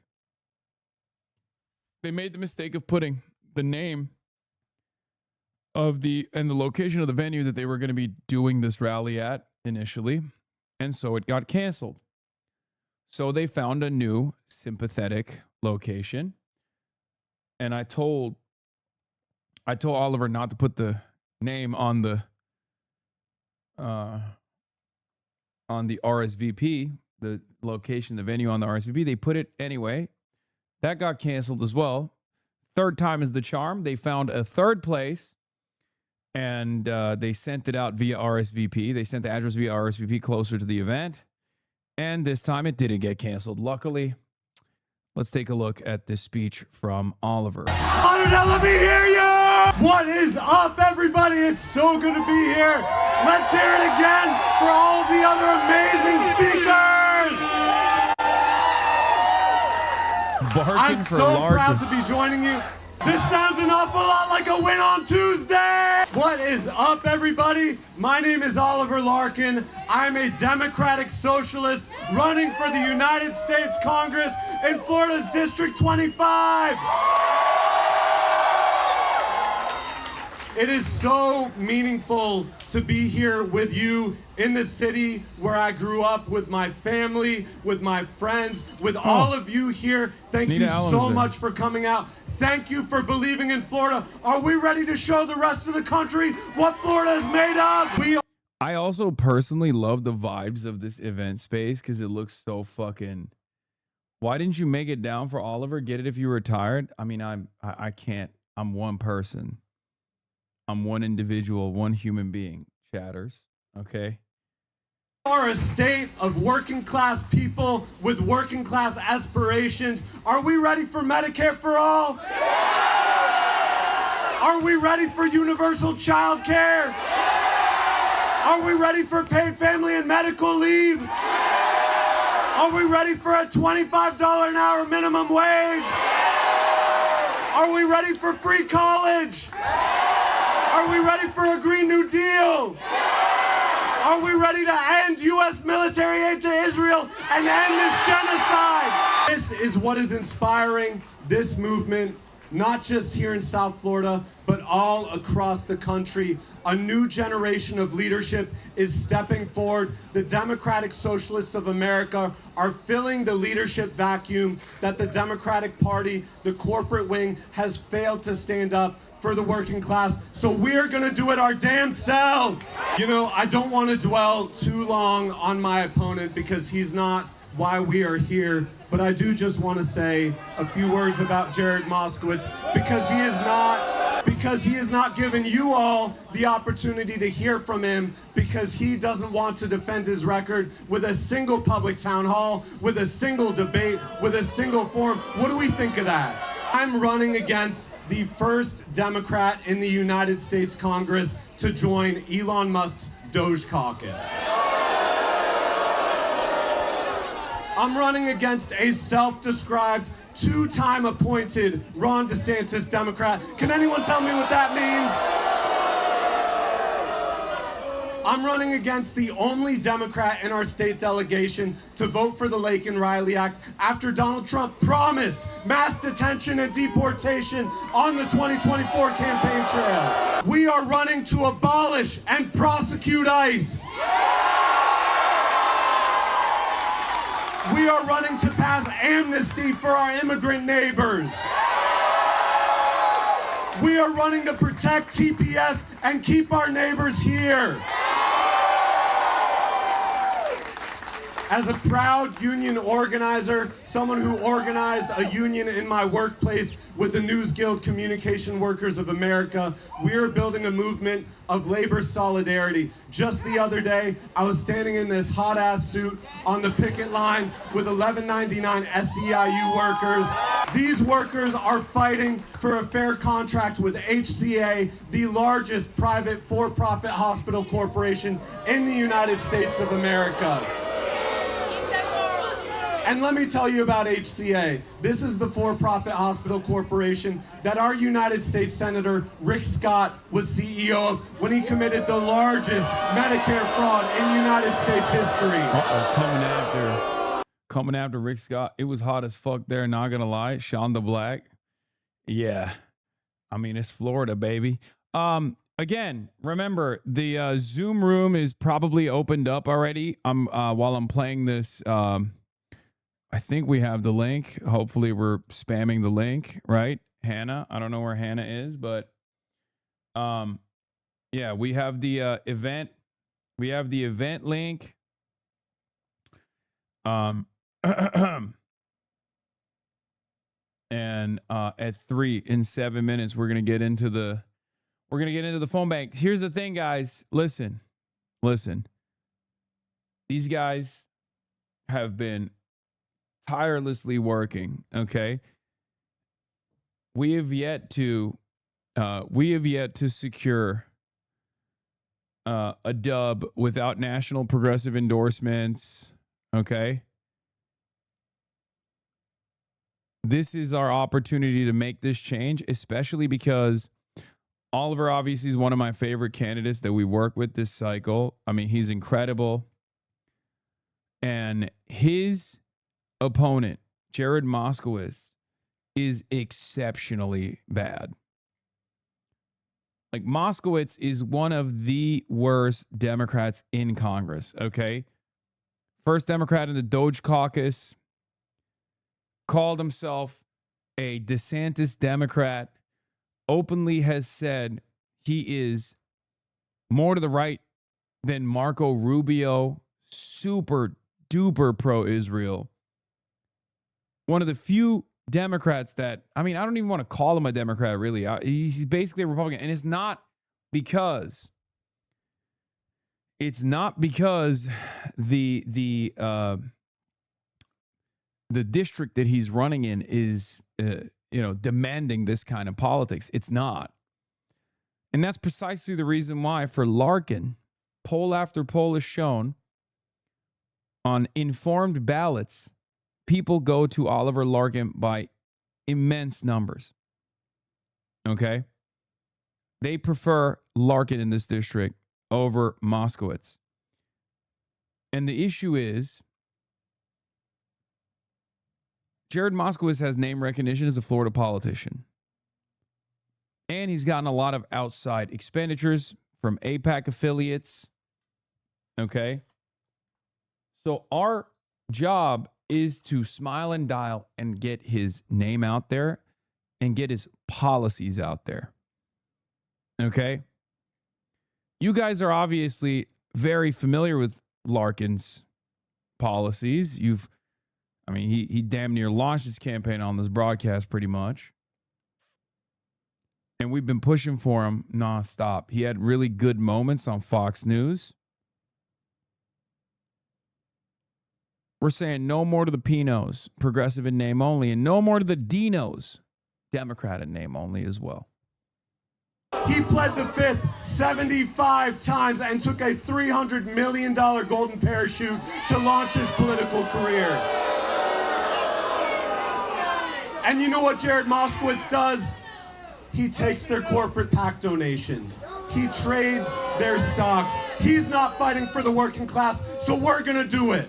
You know, so often the rest of the nation looks at Florida and says, "Oh, look at them down there. Let's play the Bugs Bunny gif of sawing it off the map."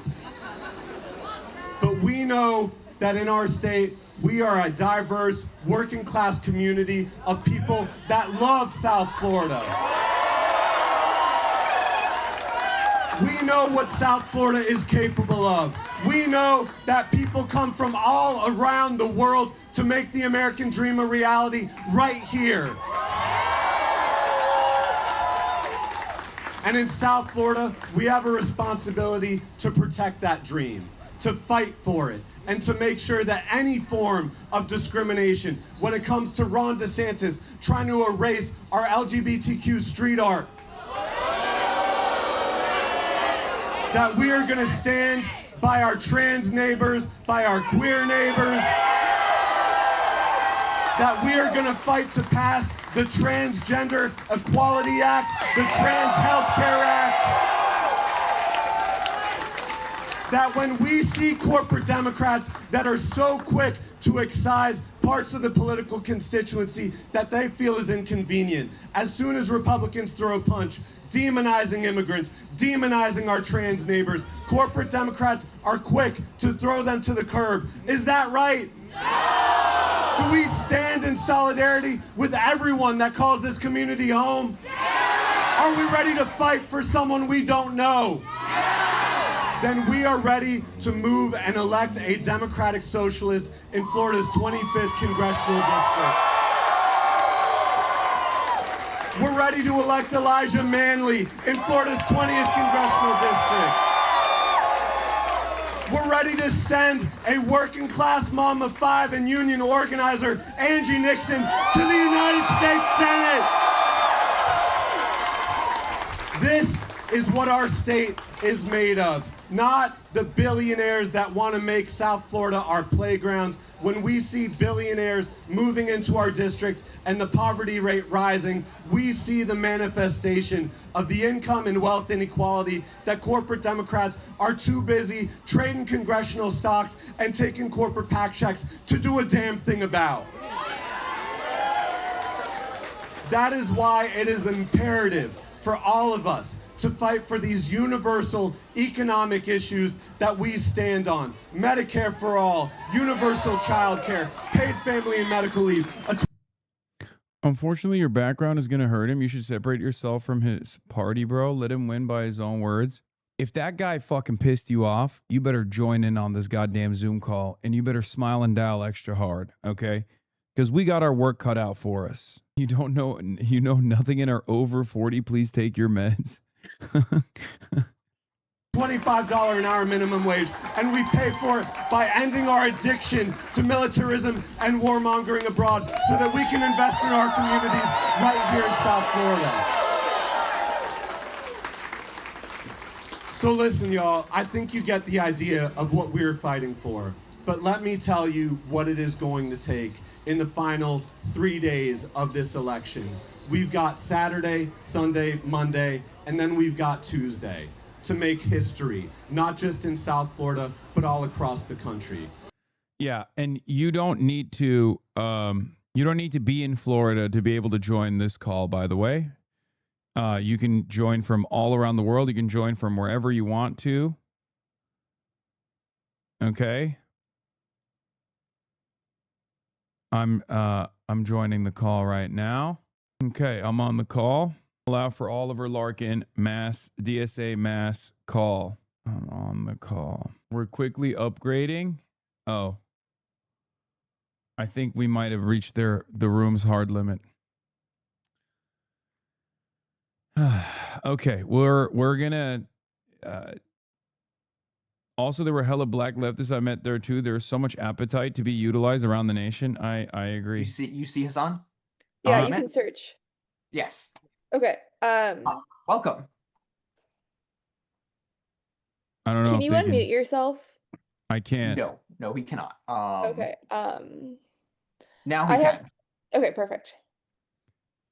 Hey, what's going on, guys? Hi. Hello. All right. I hear that we had another good problem. There was, we hit the hard limit in the room or something. Is that correct? Yeah, Zach's upgrading the Zoom room status now to tell you guys beforehand. Every time we're gonna need more. There's gonna be even more. We only have 157 participants right now, but we're watching right now with 25,000 live viewers. You better get into this room right now after watching that incredible speech from Oliver Larkin from the rally that you guys were able to put together. I feel terrible that I unfortunately couldn't make it down there, but we're going to make up for that right now today by smiling and dialing. I'm going to let everyone into this Zoom call. Share what DSA chapter you're coming from in the chat. Welcome, everyone. My name is Sid Carlson White. I am a member of DSA's National Political Committee and New York City DSA. And it is extremely, extremely exciting to see so many folks here to make calls for Oliver Larkin as we head into the final stretch of our congressional election to send one more socialist to Congress in Florida. So it is wonderful to have everyone here. We're going to be hearing from a number of speakers, including representatives from DSA, Sunrise Movement, the great Hassan Piker, and of course, Oliver Larkin himself, as we talk about what it's going to take to send one more candidate over the line in Florida. So I'm here from DSA, and it has just been so incredible all the way back a year ago in August to watch this campaign develop, to watch how Oliver and the DSA chapters across South Florida were so remarkable in terms of putting all of this together, talking to voters, standing up to AIPAC after everything that's happened this campaign, from Governor DeSantis completely destroying the districts to venues kicking the campaign out at the last moment to try to stop our movement. None of that would be possible without the work of DSA comrades putting this campaign together. And that's what this is all about, right? Socialism cannot just happen in one place. It takes a mass movement of working people from coast to coast to be able to come together to say, these are the things that we believe, this is what we're fighting for, and send socialists to office wherever we are. What if I'm Why does suited? this It's matter? easier. As you know, DSA just passed its Workers Deserve More program, updated this year to show what we are fighting for across the country. We're fighting for actual democratic representation for all people. We're fighting against the power of the police in our cities. We're fighting against ICE, and we're fighting for a free Palestine. DSA's Workers Deserve More program is the thing that holds all of this together. Let's get It those numbers shows that up. we 300 are is not not running, enough. Let's and get to we are not 400. winning just on vibes. Vibes are great. We've got a lot of vibes. But we are running on the real principles, the real demands that working people need Yes, there's in a order FAQ. to flourish in this Yes, country. we're going to give you the We are talking running points you on the need. issues that matter, and we are running in New York, we are running in Denver, we are running in Missouri, and we are absolutely running in South Florida as well. DSA isn't like other groups. DSA does not endorse to slap our stamp on literature and call it a day. We are trying to build Oh, these anti-trot campaigns sentiment. from the ground up, and we are succeeding. DSA campaigns win because DSA's people power has regular people like you and me going door to door and saying, yes, I really believe in this. Yes, we really do believe in getting rid of the Senate. Yes, we really do believe in fighting the power of the police. Yes, we really do believe all of these things. And that is what it actually takes to win elections. Regular people like you and me. I trained dozens, if not hundreds of people how to knock doors and make calls for Zohran Mamdani in New York. And I went to so many people and said, you don't need to know every single talking point. You don't need to know the entire history of DSA. You need to show up with what we call red sincerity. The sincerity of us as socialists, that we are here not because we are getting paid, but because we care about the things that we are fighting for, and we have champions that truly believe not just in DSA as a label, but DSA as a political program that will liberate the working class. You can join from anywhere around the So world, it is remember. great to see everyone here. Thank you again to all of my comrades in DSA, especially Veronica, Connell, all of our Zoom managers who put this together and made this happen. And we are so excited to hear from everyone else. Ramon from Sunrise, do you want to take it away? Yeah, happy to. Thank you, Sid. Very, very inspiring. Hi, folks. It's an honor to be here. My name is Ramon Pereira Bonilla. I use they, he pronouns. I am Sunrise's field organizer. I'm actually based out of Orlando, Florida. So after having done a full half year of primary races from Philadelphia to Colorado to New York City and most recently Michigan, it's nice to be back home and be putting it in for a local Floridian in Oliver Larkin. I want to talk a little bit about what Sunrise Movement does and how we actually relate to the DSA. I am a DSA member. I'm a proud dues-paying DSA member of the Orlando DSA. And we know at Sunrise that electoral politics is important. That's why we've endorsed countless candidates, why we've shown up, made thousands, hundreds of thousands of phone calls, to help get these candidates elected. However, I think most people on this call would agree that we're not just simply going to vote our way out of fascism. And in fact, we need to be ready and practice the skills that it takes alongside building and gaining political power, namely nonviolent direct action and non-cooperative work. Right now, Sunrise is primarily focused on the fact that Donald Trump is likely to steal the election or try to steal the election in November, and what our movement can do in response to that. Again, this is nonviolent direct action. So these are things that are actually have a rich history in the United States, namely the civil rights movements, but other workers' movements as such in the US and abroad. And so if folks are interested in continuing this amazing work of electing great champions to Congress and to Senate, but also thinking about how they can have a direct impact and be in the streets in a way that's effective and also works hand in hand with the electoral programs that we have going both at the DSA and at Sunrise, I would really encourage you to check out the link I just dropped in the chat. That's snvmt.org/join. You can learn all about the work that we do and why it goes so in hand so well with the DSA and this amazing electoral work. And so I'm so grateful to see you all here, and I'm so excited to make these calls. And one last thing I'll say before I hop off, as a Floridian, do not, if you're from out of state, do not buy the propaganda. Floridians are populist as hell. We love like a high minimum wage. The same year that in 2020, the same year that we elected to like vote for Donald Trump, we also voted over 60% to raise our minimum wage in this state. People in Florida actually deeply resonate with Oliver Larken's policies. It's just a matter of getting through that first few seconds and getting them to like listen to what you're saying. And I guarantee you'll have some really awesome conversations with some folks who you maybe didn't expect to. So thank you all so much for being here. And with that, I'll hand it over. Thank you so much. It has been so exciting to work with our comrades in Sunrise across the movement in all of these campaigns. And of course, thank you for showing up on short notice. Hassan Piker, you want to take it away for us here? Of course. It's a real great honor to be here with you guys. I'm very excited about the prospect of electing another very bold socialist that's going to put the needs of the working class in this country over the needs of the likes of Ron DeSantis and numerous corporate entities. Oliver Larken is that guy.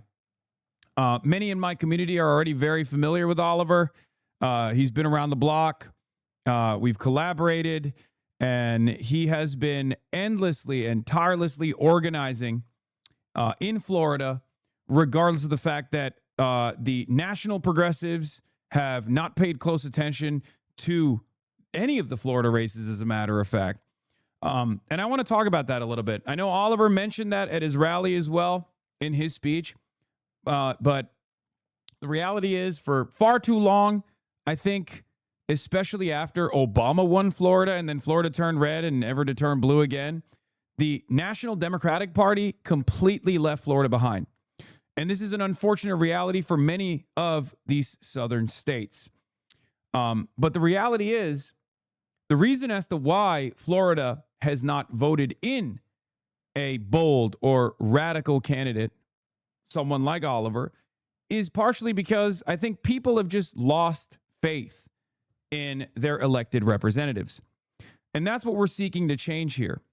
Because this is not just going to be about taking out one of the most conservative Democrats, a Ron DeSantis Democrat, a Democrat who calls himself to the right of, considers himself to be to the right of Marco Rubio, one who takes your productive output, your tax dollars, and ships it overseas, specifically to Israel, someone who has been very much in favor of the Iran war. Jared Moskowitz, of course, who I'm talking about.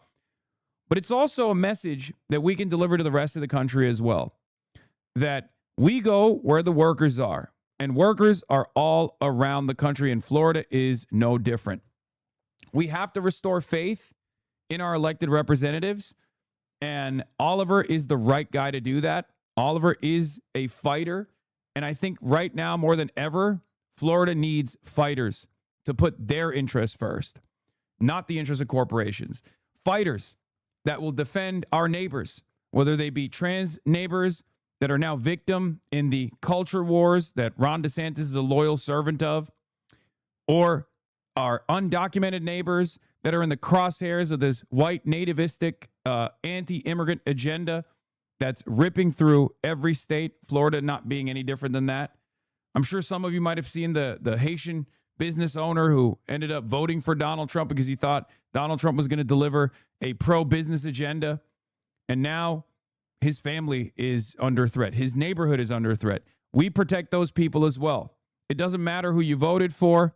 What matters is becoming a part of this broad movement.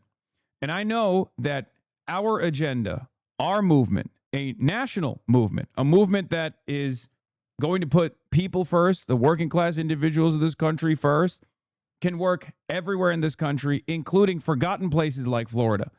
For far too long, I think the reactionary Republicans have been able to take advantage of our disinterest, our lack of interest, or our lack of hope, a hope for a better future. And that is precisely the reason why they've defeated Democrats over and over again. I think Jared Moskowitz and Democrats like him have played a formative role in this defeat. They've played into this role.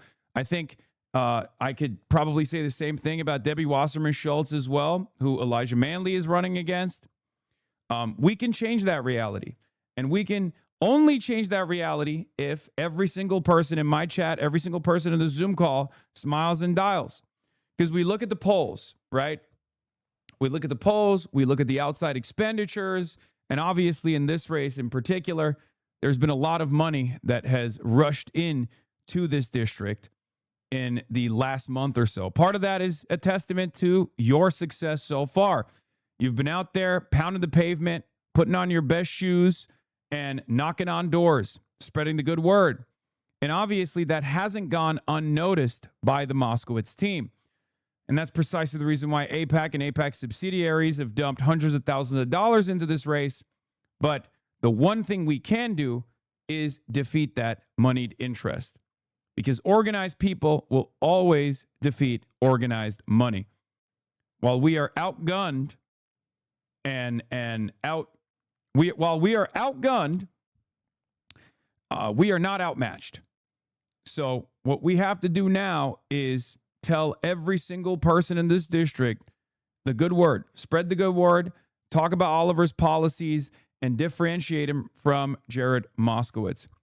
The reason why I bring this up is because early on, even when this race before the redistricting was in a separate district, which was not even as favorable as the current district is, informed ballots showed over and over again that the people in this district would prefer Oliver Larkin once they learned more about him. So it's very important for a lot of you to participate in this process and explain to people that if you want someone who's going to stand up to ICE, you need to vote for Oliver Larkin over Jared Moskowitz. If you want someone who's going to fight like hell for Medicare for all, you need to vote for Oliver Larkin instead of Jared Moskowitz.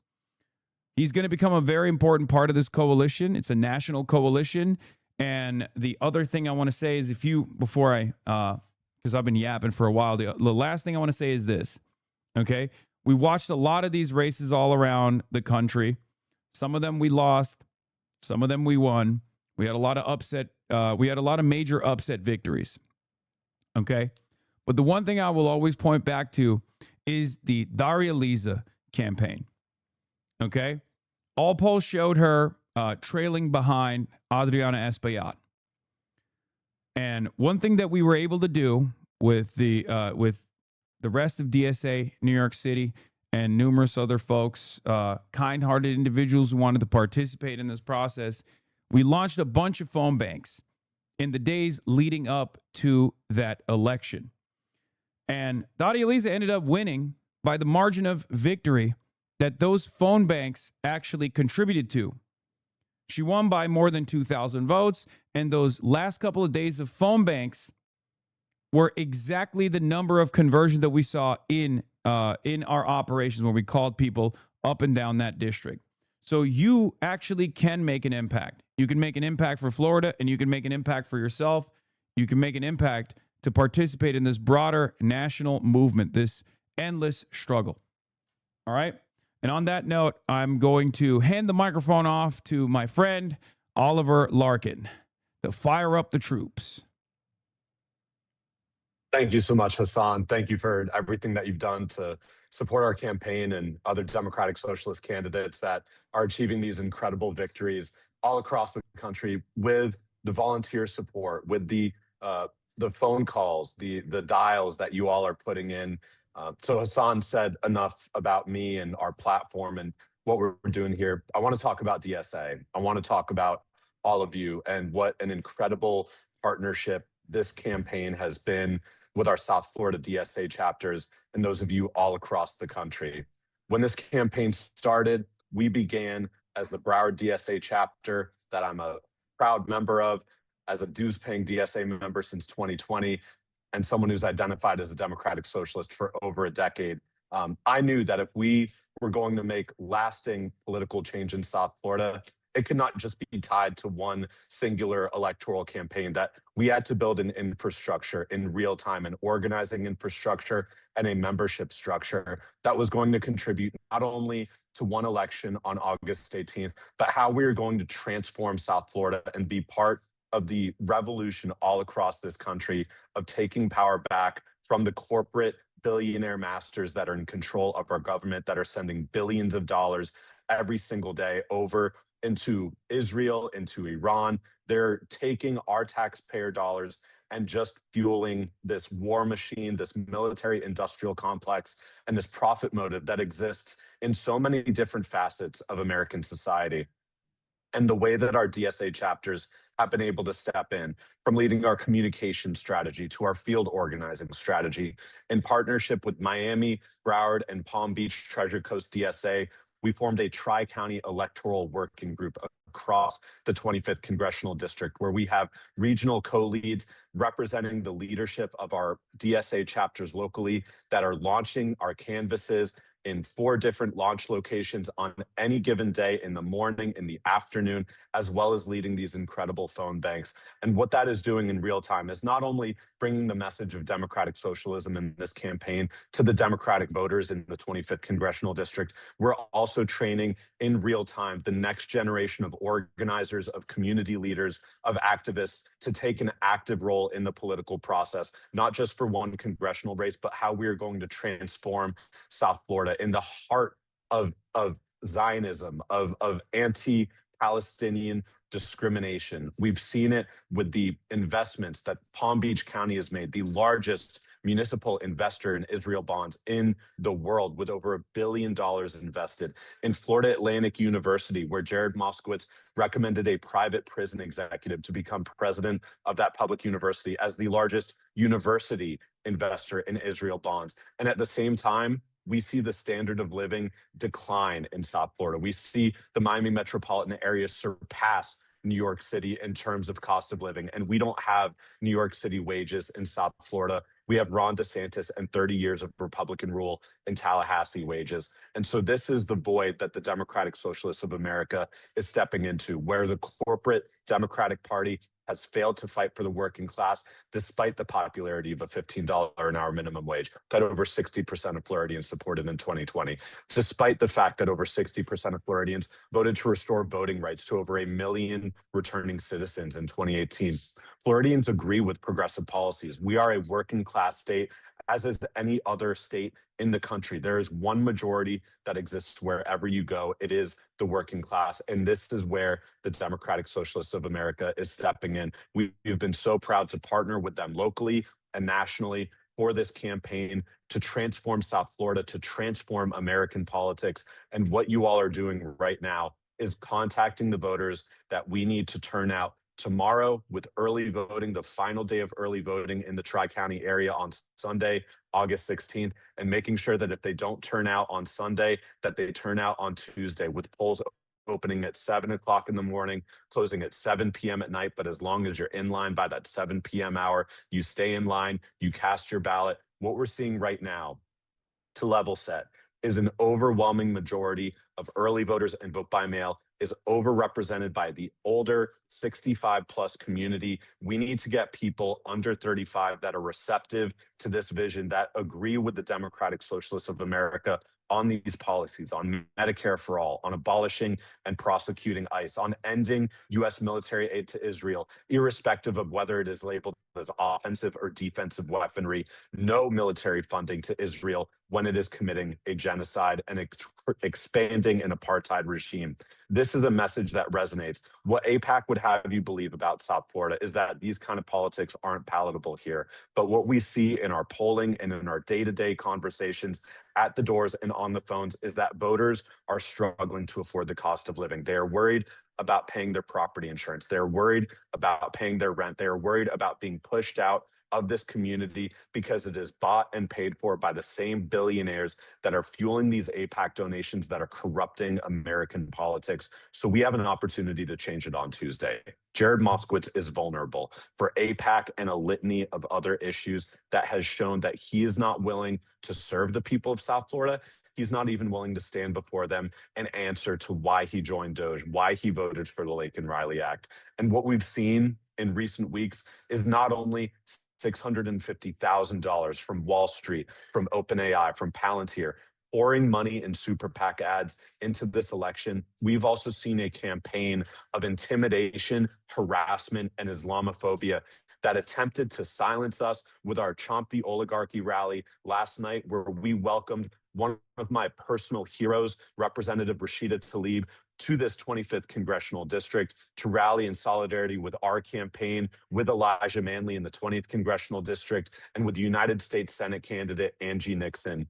We saw corporate Democrats, Zionist Democrats like State Representative Michael Gottlieb, working hand in glove with Islamophobes and far-right bigots like Laura Loomer and Representative Randy Fine to cancel not one, but two venues on us. But we were resilient, we prevailed, and what we did last night was have a standing room only capacity crowd of nearly 400 South Floridians that are hungry for change. And the national media is taking notice of this race. Just before I got on this call, I finished yet another interview on Fox News where I was going toe-to-toe with Tommy Loren and Clay Travis and all of the goons they have spewing their xenophobic, anti-immigrant propaganda. And what we're showing in this race, not only winning a Democratic primary, but going into a general election and taking on the Republican Party and winning, is that Democratic Socialist messages are not just for the deep blue districts in this country.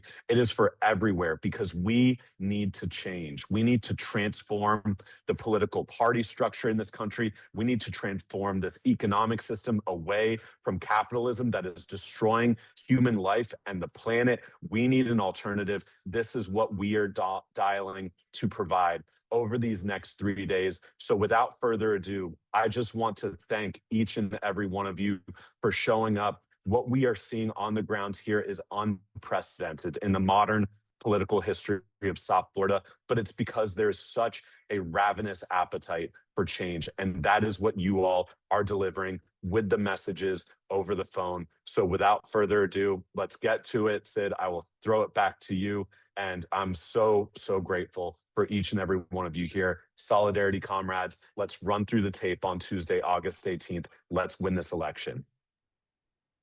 That was one of the most inspiring things I have heard from any of our candidates all year.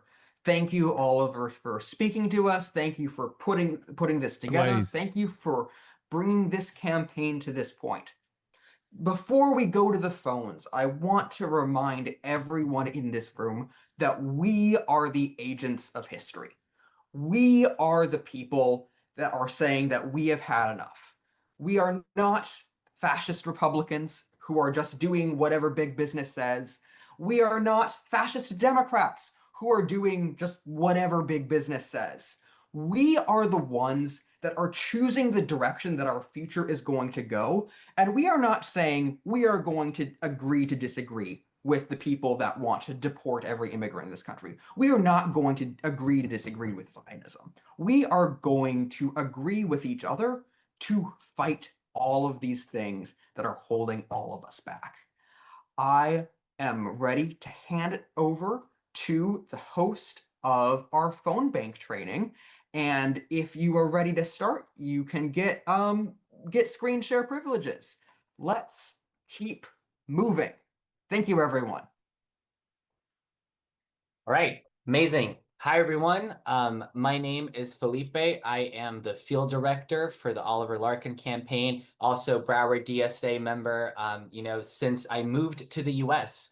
And so very glad to be here with all of you, this time phone banking for a candidate here in South Florida. So I want to get right to it. I am sending the call list on the chat and sharing my screen for folks that don't know how to use Scale to Win before. I think we have a great script and we're ready to get started to make calls.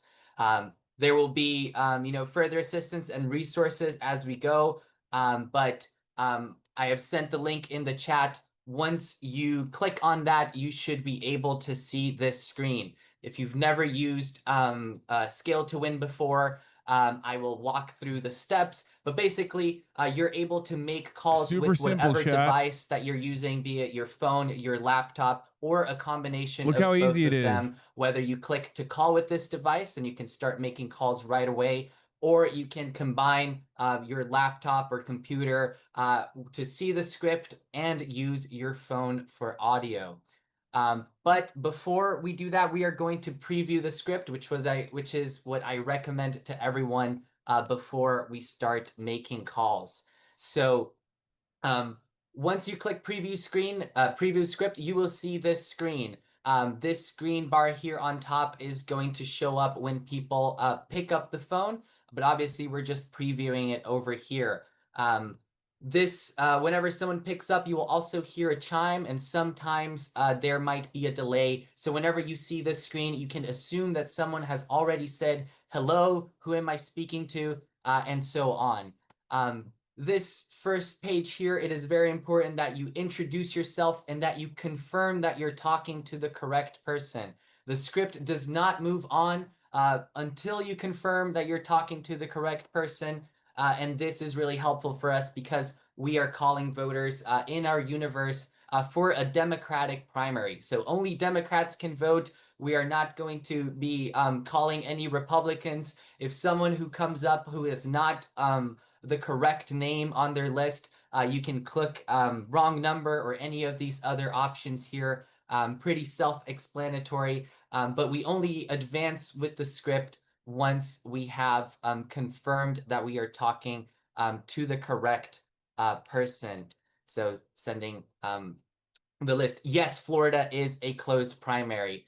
So the script has both English and Spanish, but if you run into someone who is monolingual and speaks only Spanish, you can also mark the language barrier in Spanish here, and it will be sent to our targeted list with our Spanish-speaking callers. On the right side here, we have a tab where you have information that stays on, both about the election, the voter that you're speaking to, and some quick talking points about Oliver and against Moskowitz. This is something that you can close or open at any time. Once you confirm that you are talking to the correct person, the next part of the script will be getting to asking them if they know who they're voting for in this primary. Listen, guys, it is very important that we are making these calls because Moskowitz has been ignoring us this entire campaign, and he's trying to trick the voters, especially the older voters, into thinking that he's running against Trump when we have a Democratic primary that is competitive, that is about very different ideas and visions for both the party and the country. And we want to get folks talking about our candidate who is fighting to get corporate money out of politics, to abolish ICE, to pass Medicare for all, and invest in universal child care instead of giving, providing bailouts to corporations or sending money and resources to wars abroad. Oliver is an organizer. He's a union man, and he has been in Florida his whole life fighting for the voting rights and against these private interests. Again, the script also is provided in Spanish, but these are all resources, like Sid mentioned, Red Sincerity, speaking as a volunteer, as someone who is here because they want to, has been what is the most impactful thing and the most successful in convincing folks to vote for Oliver. As you guys What do must you mean be you're gonna do the familiar, next this phone isn't bank? just Do a this yes one. or no, but we are assessing Midwest their Nice. level of Join support. this phone bank. You can do from it. strong support to strong oppose, It's super as well as easy. the two options for some It's of like the a people who game. might have already voted today and have just made it to our list.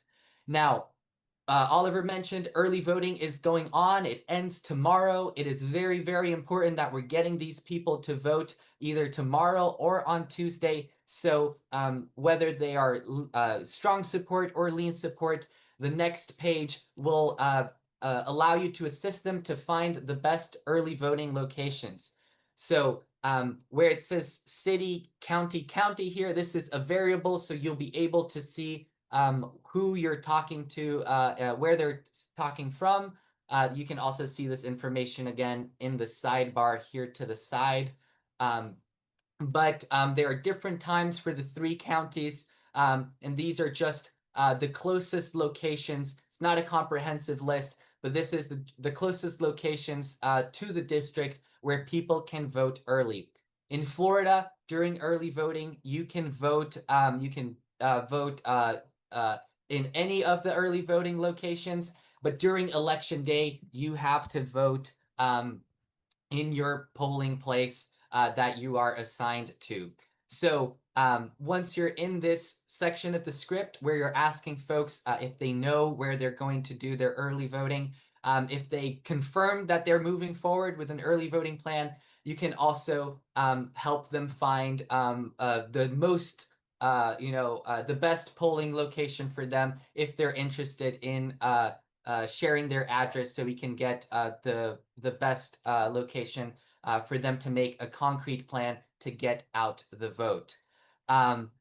Whether you help them get the specific one or just provide the general area, that will be the end of the script for this part. If folks are undecided, sorry, let me go back. If folks are undecided or lean opposed, you're able to send them more information about the stakes of this race and where to find Oliver's website, read more into his issues, and really try to convince them about the differences between Oliver as a tribune of the people and Moskowitz as a guy who represents his donors. You can send this text directly to the folks that we're calling, and this also wraps up the script, and we're ready to move on to the next call. If folks are, strong opposed, that ends up the script. We have a lot of people to talk to, but one thing that I will point out is that our phone banks have been really successful. We've tried to narrow down this list, but you might have some folks who have complained that we're calling them too much. That is just the success of our field program and the number of calls that we've been making as we move on.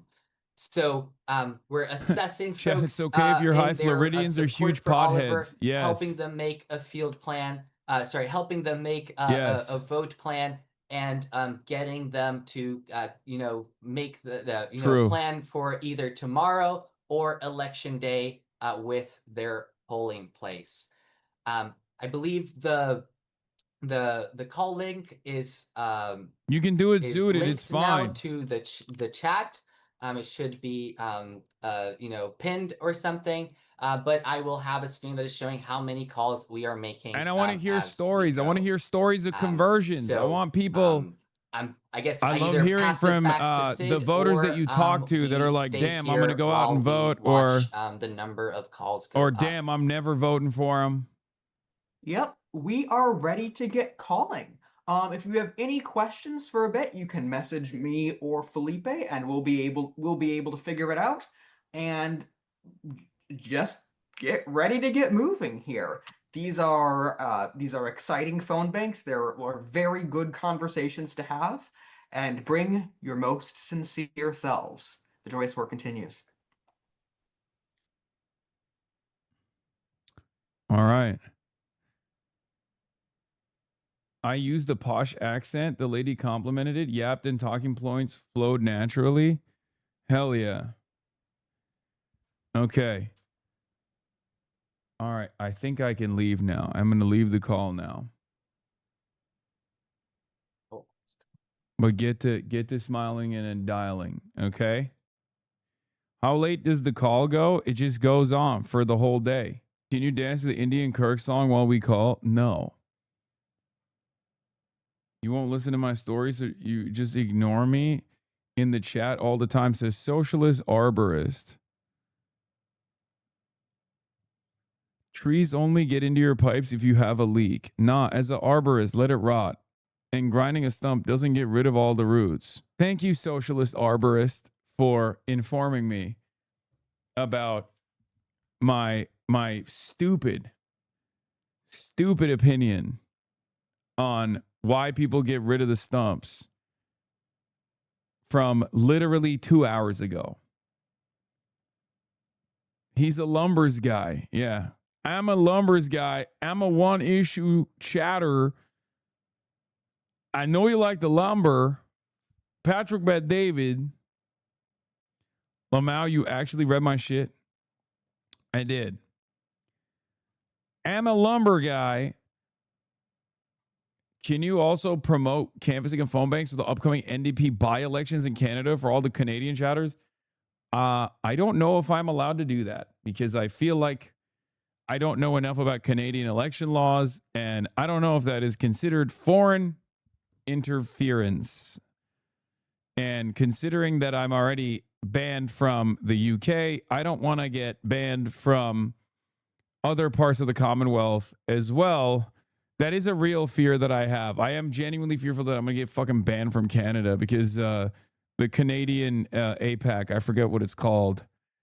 Was it CEJA? I think it's interference. Don't do it. John Oliver had a whole bit about this. Yeah, see? Socialist Adri says, you are good. Yeah, here, let's watch this. This is why we do the phone banks. Hey, so first up, hi, I'm Christian. I'm on the NPC of DSN. Hell yeah, hell yeah. That stream, so when we did that phone bank last night, we were kind of like, maybe we get lucky, maybe not. No, we pumped it. 600 fucking people. 90,000 calls. If Darwin wins this race, that bank, You hear that, Chad? that bank. I fucking told you. Y'all did this. We did this. Yes. Everybody did this. I told you. This was another one of those like very funny moments where people were like, excuse me, why are you even saying that? Like, yeah, the Hassan's endorsement. And it's like, no, it's not my endorsement. It's all of our work. Damn, this guy's good.